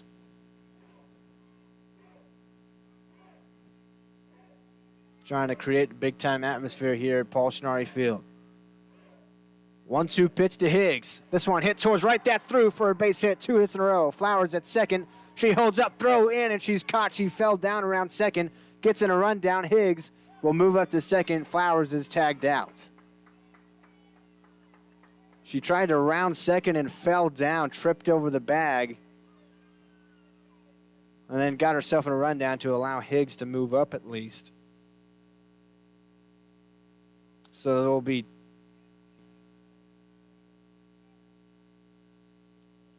and a runner at second being Emily Higgs. So Mockabee, who's walked twice today in this game, at the plate now with a runner at second base, 2 outs. She goes first pitch swing and hits this one deep. Left center field, back at the wall now coming in, and the wind killed that one at the warning track. Holloway puts it away. We stay tied heading to the 6th. Before coming to Senior Enrichment Center, I was so depressed that I couldn't get out of bed. That all changed once I started seeing Danielle, the social worker, and Melanie, the nurse. They have been so kind, and they truly care about my health. They have helped me to be able to go out and have shown me the importance of how to deal with my problems in a more constructive way. I think anyone who is experiencing grief, depression, anxiety, or isolation can benefit from this program. The Senior Enrichment Center has changed my life. There's no better place to enjoy the once-in-a-lifetime solar eclipse than at the opening act will be Bo Tatum and the Dirt Devils. Ticket information available at SolarEclipseFairfield2024.com. Tied up here as we enter the 6th at 3 apiece. Frontier at the bats now to be Cunningham, Abby Cunningham at the plate. Ava Schmidt on the mound again for Wabash Valley.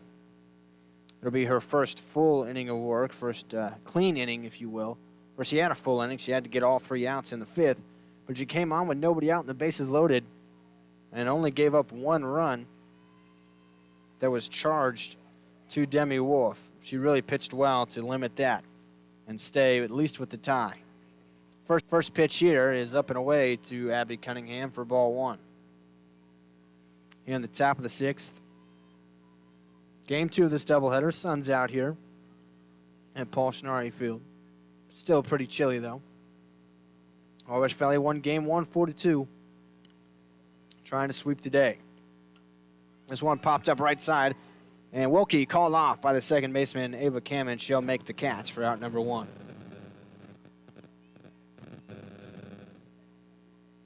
So the catcher, Gracelyn Shell, will step up to the plate now. She is 1 for 2, lined out to the pitcher, and also has a single today. Right-handed hitting catcher for Frontier. Slightly open stance, low in the batter's box, bat on the shoulder.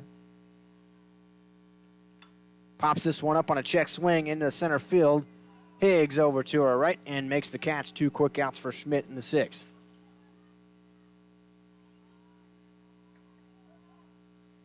So now the 9-hole hitter, Rylan Jarbeau. 0 for 2 in game number 2 of this doubleheader. Grounded out to third and flown out to left field. Give that one to left field a ride, but Banks made a really nice play out there defensively. First pitch to Jarbeau, and there. Schmidt battling the sun to look towards the dugout for her sign, for her pitch call. Now checks the wristband. The 0-1 to Jarbeau. Floats in there just above the zone. Couldn't get it to drop enough. It's 1-1.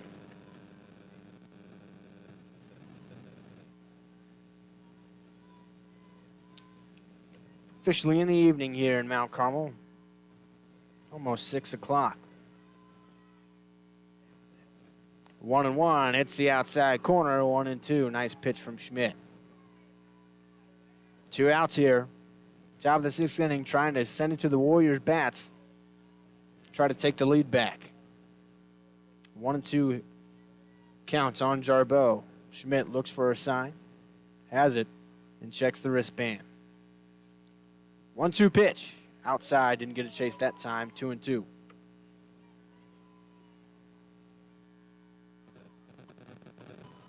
Wabash Valley won 7 games in a row, including game 1 of this doubleheader.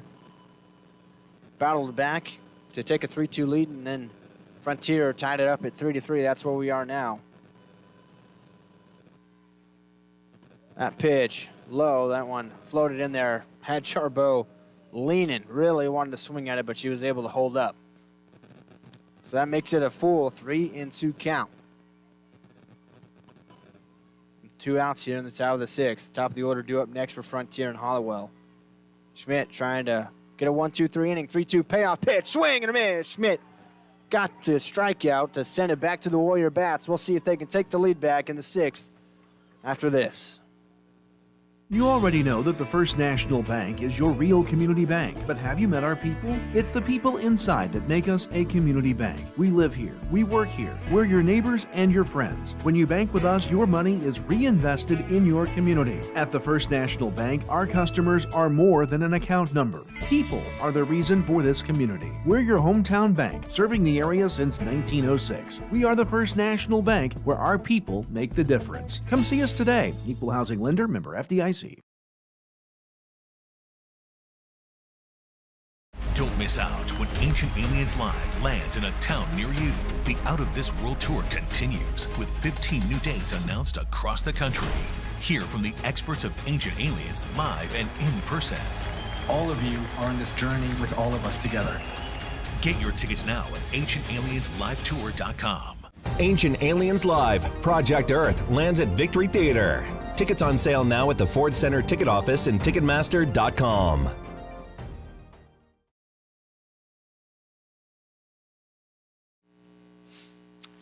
A pinch hitter in the game for Wabash Valley. It'll be Alexis Tucker, who pitched and hit in game 1. She pitched a complete game in game 1. Had 12 strikeouts in the 4-2 win. Now she's at the plate pinch hitting for Batson. Takes strike 1 there from Carly Bean. Here to start the bottom of the 6th inning. Tucker had an RBI single also in that game 1. Open stance, bat on the shoulder, the 0-1 pitch. Big swing there, but missed it. Got a piece of it, but fouled it straight down, so it's 0-2 quickly on Alexis Tucker, the pinch hitter. Bean started this game for Frontier. She's still out there, end of the 6th inning. Really just that one hiccup of an inning in the fourth. This one flowing out in the left field, going back and now coming in to make the catch is Madeline Griswold for out number 1. So now Ava Kamen at the plate, who had a hit hurt last time up in that fourth inning.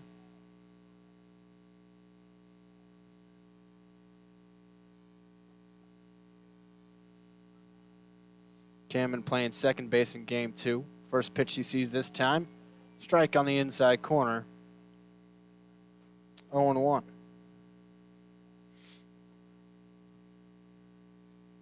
Top of the order due up next.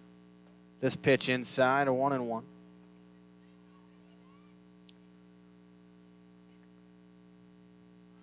One out here, bottom of the 6th inning. All tied up at 3.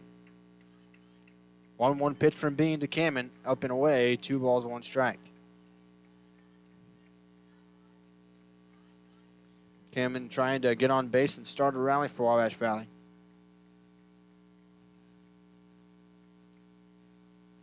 Two-one pitch from Bean. This one lined into center field, going back, and it's past Holloway. That one's all the way to the wall. Kamen will dig for 2, and she's in there with a stand-up double. Lined that one, and it was fading away from Holloway. Thought she had a beat on it for a second, but then it got away from her. Kamen on base with a 1-out double. That ball was roped out to center field. Great hit there, and see if they can drive her in and finish it off in the top of the 7th. Heichelbeck, who has to tie her shoe again, her cleat, will step into the box. She's got the hat trick today. She struck out 3 times in game number 2.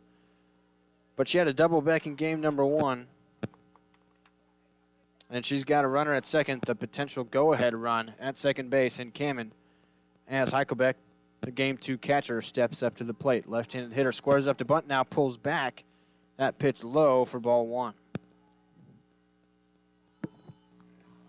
1 on at second in scoring position, and 1 out here, bottom of the 6th inning. The 1-0 pitch, Heichelbeck with a run and start, swings and misses at that one. Tried to slap that one the other way. Evens it up at 1-1.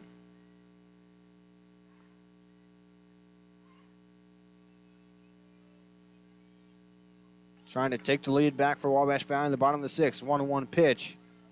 In there for a strike, 1-2. Squared up to bunt and took it back again that time. We'll see, probably take the bunt call off here with 2 strikes. Still might try to slap at it. 1-2 pitch from Bean, swinging away and a swing and a miss. Heichelbeck down on strikes again. To make it 3-2, her last time up. Takes this pitch for a ball, 1-0. Has a runner at second and 2 outs. Trying to do it again and bring home the leading run again like she did back in the 4th inning. 1-0 pitch. Flat out in the left field. That one will get out of play. 1-1.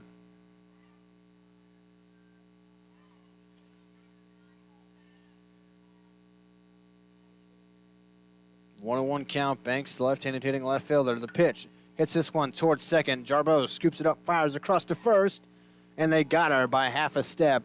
We stay tied as we head to the 7th at Paul Schnarre Field. You already know that the First National Bank is your real community bank, but have you met our people? It's the people inside that make us a community bank. We live here, we work here, we're your neighbors and your friends. When you bank with us, your money is reinvested in your community. At the First National Bank, our customers are more than an account number. People are the reason for this community. We're your hometown bank, serving the area since 1906. We are the First National Bank, where our people make the difference. Come see us today. Equal Housing Lender, member FDIC.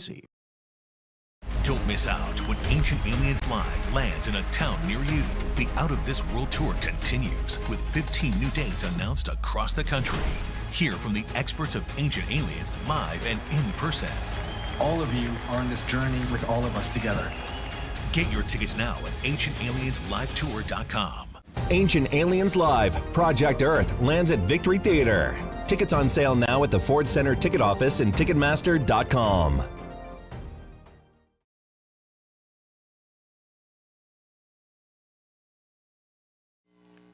Zach Reynolds, Blake Petersfield back here with you on News Channel 15, YouTube, the Warrior Sports Network. Top of the 7th inning, all tied up at 3. Schmidt back on the mound for Wabash Valley. She's been really, really good in relief of the starter, Demi Wolf. Top of the order due up for Frontier as we enter the top of the 7th, the last inning of regulation here in this game. Yep, going to have to win on a walk-off now for Wabash Valley. But first they got to hold Frontier here in the top half of the 7th. Hollowell scored up to bunt and took it back for a ball. So 1-0 count on the leadoff hitter for the Bobcats. Single their last time up. The 1-0 from Schmidt. This one hit towards first, and that one's going to get in the outfield for a base hit. Hollowell on base just like she did in the 5th to start things off. It's been a really good game, though. A lot of these doubleheader games end up being blowouts one way or the other. So, yeah, this has been back and forth. All day long. Competitive, yeah. Since 2 o'clock when the first game started, we're now here just about at 6 o'clock. A few minutes till then. Still playing softball. Game 2 of this doubleheader. It's been fun. First pitch, that one fouled off by Griswold, 0-1. 3-3 here, top of the 7th. Nobody out and a runner on first. That's Hollowell. When I hear the name Griswold, I think of Christmas Vacation. I'm sure she gets that all the time. She's been really good today for Frontier. Madeline Griswold, a couple of hits here in Game 2. I believe she had a couple in Game 1 as well. Hits this one into right field, right center field. Higgs back on it, and she'll make the catch for out number 1. Higgs has been really good defensively today in the outfield for Wabash Valley. So Carly Bean, who has been pitching for Frontier in Game 2, pitched the entire time for him so far, is at the plate. She's got a hit today in this game and a walk. She had a home run and an RBI single in Game 1. She drove in both of their 2 runs in Game 1 of this doubleheader. Doing it all for Frontier today, hitting and pitching. Takes that one up and away. 1-0. Dangerous hitter in the GRAC Conference. Schmidt trying to be careful with her, especially in this clutch moment.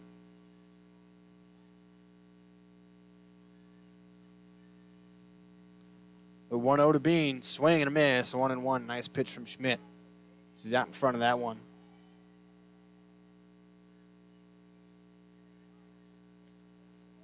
Both of them taking their time here. This is a really big moment in this game.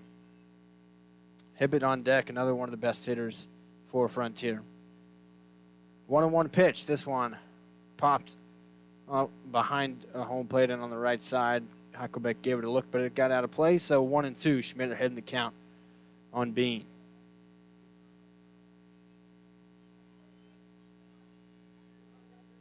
Bean, right-handed hitter. Back in the batter's box, slightly open stance. Schmidt looks to the dugout. Battling in the sun, has her sign, checks the wristband. 1 out, 1 on. 1-2 pitch to Bean. Way outside. Huckelbeck has to snag that one before it got to the backstop. 2 balls, 2 strikes now.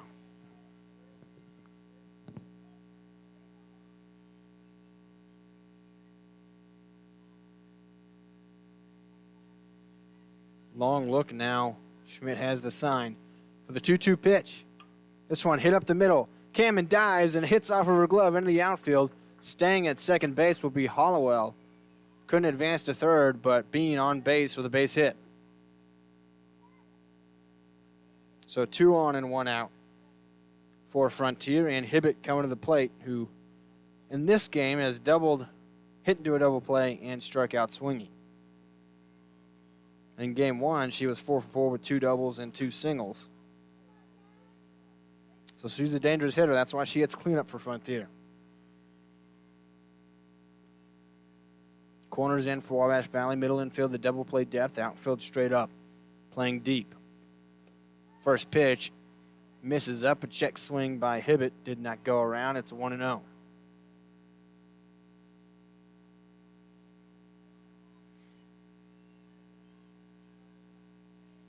Schmidt trying to work out of a jam here. Keep it tied.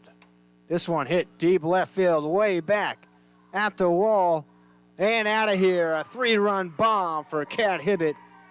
Breaks it open for Frontier. They take a 6-3 lead in the top of the 7th. All day long, Cat Hibbett has been getting it down at the plate for Frontier. And she gets it done one more time here in the 7th to give them a 6-3 lead.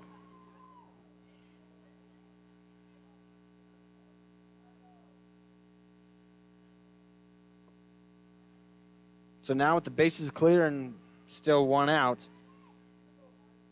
Edwards at the plate.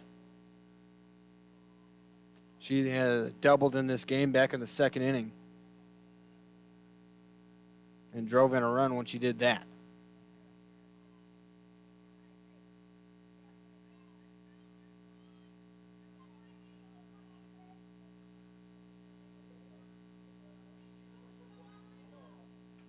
So Schmidt trying to settle down here and get these next 2 outs and give Wabash Valley a chance to come back again in the bottom of the 7th. First, Edwards is going to call time here. So Schmidt will step off with her. Now she'll step back on as Edwards steps back in the box. First pitch, up and in, 1 ball, no strikes.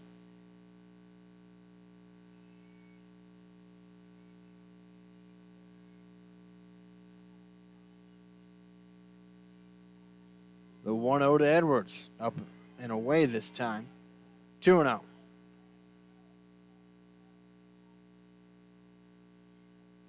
Schmidt trying to settle down after the 3-run home run given up to Hibbett. Now down 2-0 to Edwards. 2-0 pitch. Outside, 3-0. Riley Cunningham on deck.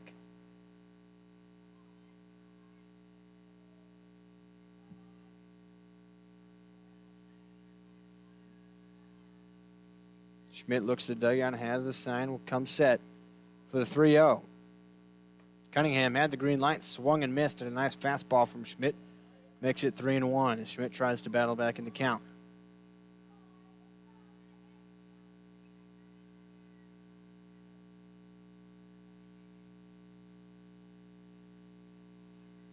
The 3-1 pitch to Edwards.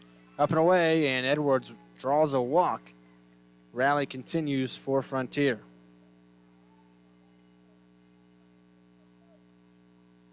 Three have reached base in a row, being on the single. Hibbett the 3-run home run, and now Edwards with the walk. And now the shortstop, Riley Cunningham, to the plate. Trying to keep it going for Frontier. Schmidt trying to shut it down and get back to the Warriors' bats with one last shot to come back. First pitch to Cunningham here. Not sure where that missed. It didn't. He just waited forever to call the strike. It's 0-1.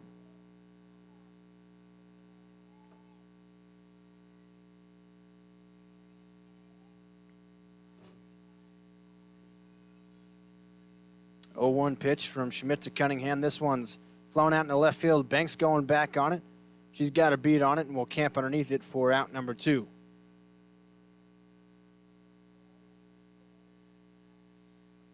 So now Abby Cunningham will come to the plate. She was the catcher in Game 1 for Frontier. And she is the third baseman in Game 2 here. Has singled, grounded out, and popped out. She's at the plate here with 1 on and 2 out in the top of the 6th. The top of the 7th.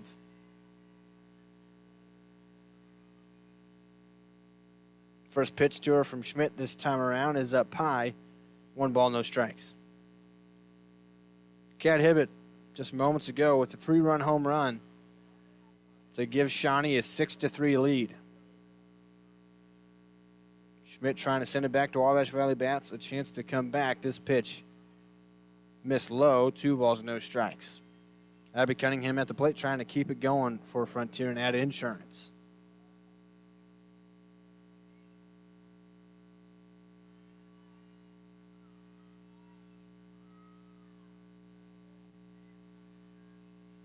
The 2-0. Up high, 3-0. Schmidt having trouble with the zone after giving up that home run. Gave up a walk to Edwards right after that, but then got Cunningham to fly out. Now she's down 3-0 again here to Abby Cunningham. 3-0 pitch in there for a strike, 3-1.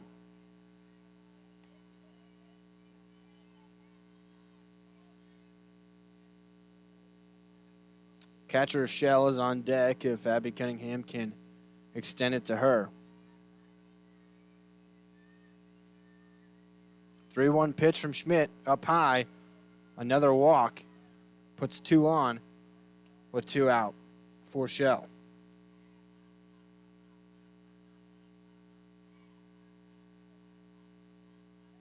So Edwards to second, Cunningham to first, and Gracelyn Shell to the plate. She is 1 for 3 today with a single. Coach Jeremy Ellis comes to her before she steps in the batter's box to talk things over with her, how he wants her to play this one out. Long chat here with his hitter. Pats her on the back, and now he'll go back to the coach's box down on the third base line. And Shell will step into the right-hander's batter's box. While he was having a word with Shell, Flowers, the third baseman for Wabash Valley, had a chat with Schmidt, trying to calm her down, boost her confidence. Now they're ready to do battle here. Schmidt and Shell. First pitch. Low, ball 1.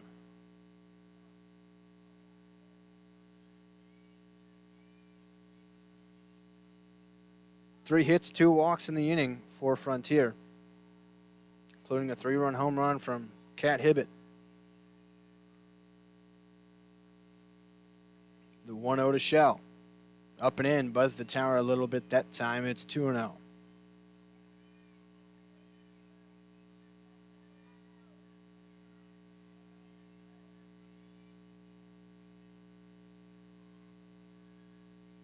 Schmidt looks to the dugout for the sign and checks the wristband. 2-0 pitch. Up high, 3 balls, no strikes. No, now they calls it a strike. Late reaction that time, so make it 2-1 instead.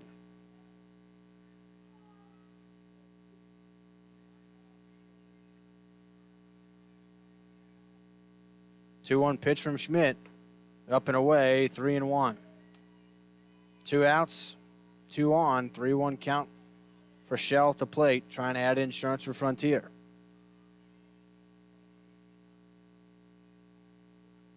Edwards at second, Cunningham at first. 3-1 pitch from Schmidt to Shell. This one swung on and popped foul into the parking lot on the left field side. Evens it up, or runs it full rather. 3 balls, 2 strikes. Big pitch here. Trying to send it to Wabash Valley, only down 3 instead of giving up any more.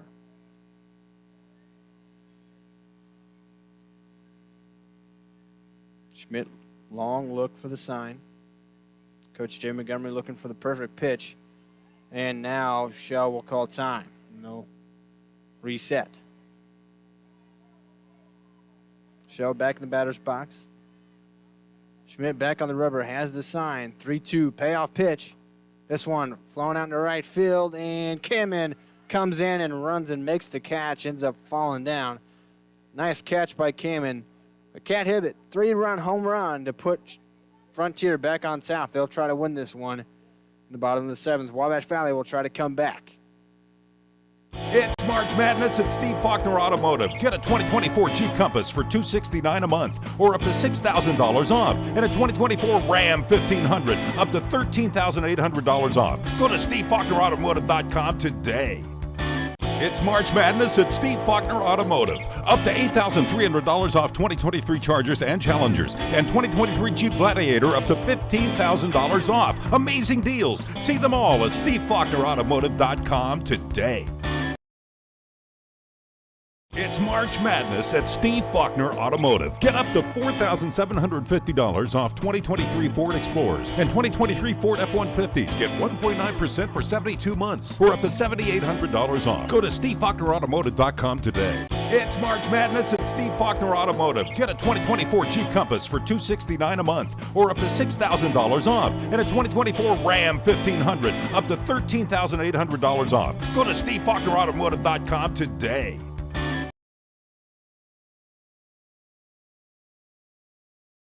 Before coming to Senior Enrichment Center, I was so depressed that I couldn't get out of bed. That all changed once I started seeing Danielle, the social worker, and Melanie, the nurse. They have been so kind, and they truly care about my health.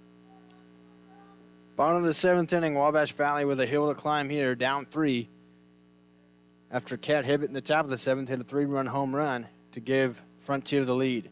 Wilkie to start things off for Wabash Valley as they try to make a comeback here. That pitch missed inside from Bean. She was the starter for Frontier. She's still out there into the 7th. Pitched a really good game. Gave up those 3 runs in the 4th inning. Other than that, she's been lights out. That pitch misses inside as well, so 2-0 to Wilkie. 3-4-5 due up for Wabash Valley. That's who you want up if they want to start a rally and get back into it. The 2-0 to Wilkie. Up 3-0 now.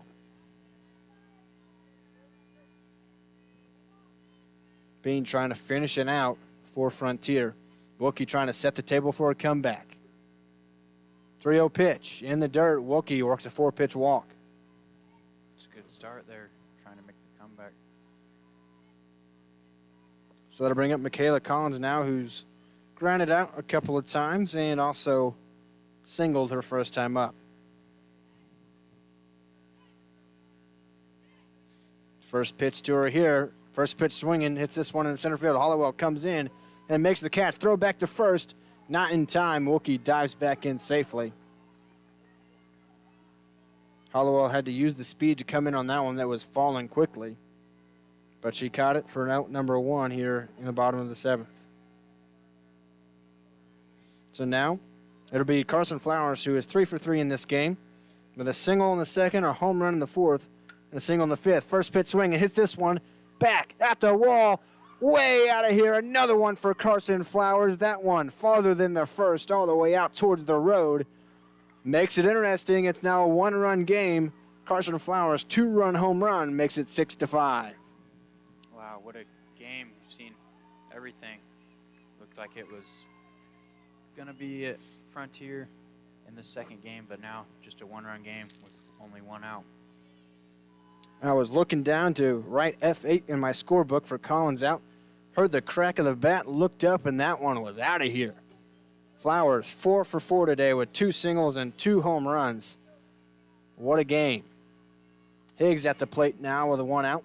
Takes that pitch inside for a 1-0 count.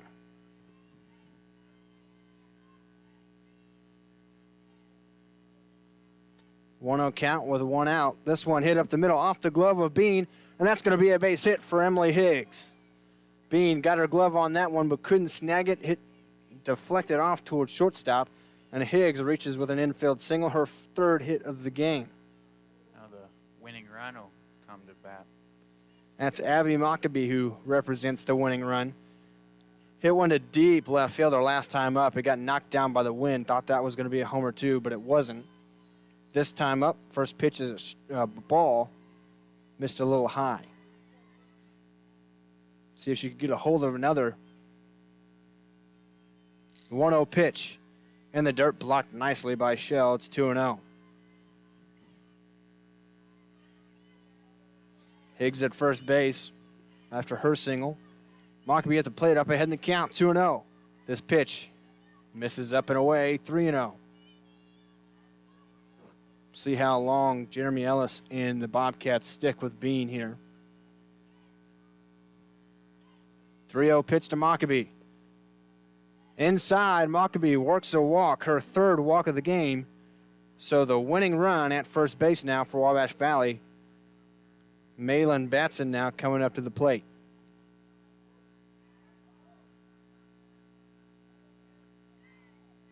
So Higgs moves up to 2nd. She's the tying run represented.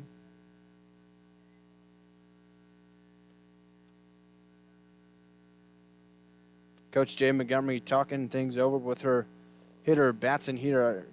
Blake, you think Batson's got some speed? You think you might see her lay down a bunt here? Yeah, maybe with only 1 out. Defense probably not expecting it, so if she can beat it out, yeah, surprise them. At the very least, try to move each of the runners up into scoring position. And obviously, if you could beat it out for a hit, that'd be the most ideal situation. We'll see if that's what they were talking about. Batson, right-handed hitter. An outfielder, open stance. Does not square up, swings away. Got a foul tip. It's 0-1.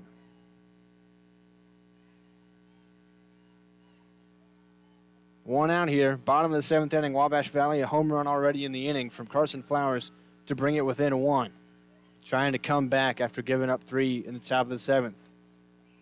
The 0-1 from Bean, a strike on the inside corner, 0-2. Cameron on deck, who's got a single and a double for Wabash Valley today. 2 runners on, 1 out. The 0-2 pitch to Batson. This one flown out in the right field. Coming in, diving in, can't make the catch. Was Edwards at third base, and rounding is Higgs. She comes home. The tag, not there. Tie game. Higgs showing off the speed, avoids the tag. Batson, who just blooped it out in the right field, got past the diving Edwards.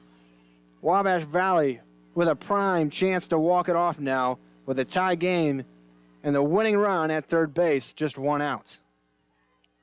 Yeah, that ball wasn't hit very hard at all. It looked like the right fielder was going to be able to catch it. Didn't get there in time. If the fielders would have known that it was going to drop, this game would be over, but just dropped at the last second, and yeah, now just 90 feet away, or however long these bases are from winning. Coach Jeremy Ellis out to have a chat with his infield to talk over this defensively and pitching-wise with Bean. They have decisions to make depending on how hard it's hit and whether they want to go home. I mean, you pretty much have to go home in this situation. Yeah, only 1 out. If they don't go home, then big game. Especially on that throw, which was kind of big time. They would go underrated. Batson was able to move up to second because the throw came home, which that keeps them out of a traditional double play possibility, which forces Frontier's hand defensively. They got to play in now and have to throw their throws home unless it's hit right at third base and they can look back the runner. Cameron at the plate, a chance to be a hero. 2 hits already today. First pitch from Bean. First pitch swinging, lined up the middle. Wabash Valley walks it off. 8 wins in a row. They sweep their doubleheader against Frontier with bottom of the 7th heroics. Flowers with a 2-run home run. Batson with a hit to tie it up. And then Cameron, first pitch swinging, walks it off here at Paul Schnarre Field. Wabash Valley, 2 wins today, 8 in a row. This one in walk-off fashion. Yeah, that was a crazy ending. Frontier went up 6-3 with Wabash 1 more chance at it, and then the 2-run homer, and yeah, just able to come back. A lot of back and forth the whole game. You had the big play was the runner that got thrown out at home for Frontier. Wabash Valley made a nice play out in left field.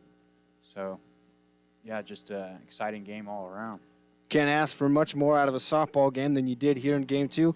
Can't ask much more for softball in this whole game we've had. Wabash Valley wins Game 1 4-2, and they walk off in Game 2 to win it 7-6. They've now won 8 in a row this season, continuing to go above 500. 2 big-time wins at Paul Schnarre Field over a conference opponent. Thank you for watching this great day of softball action. Blake, any final thoughts? Just let's go Warriors, and hopefully they can keep the win streak going. They've won 8 in a row. They won Game 1 4-2, Game 2 7-6 via the walk-off. For Blake Piercefield and everybody at News Channel 15 YouTube, I'm Zach Reynolds. We'll see you next time.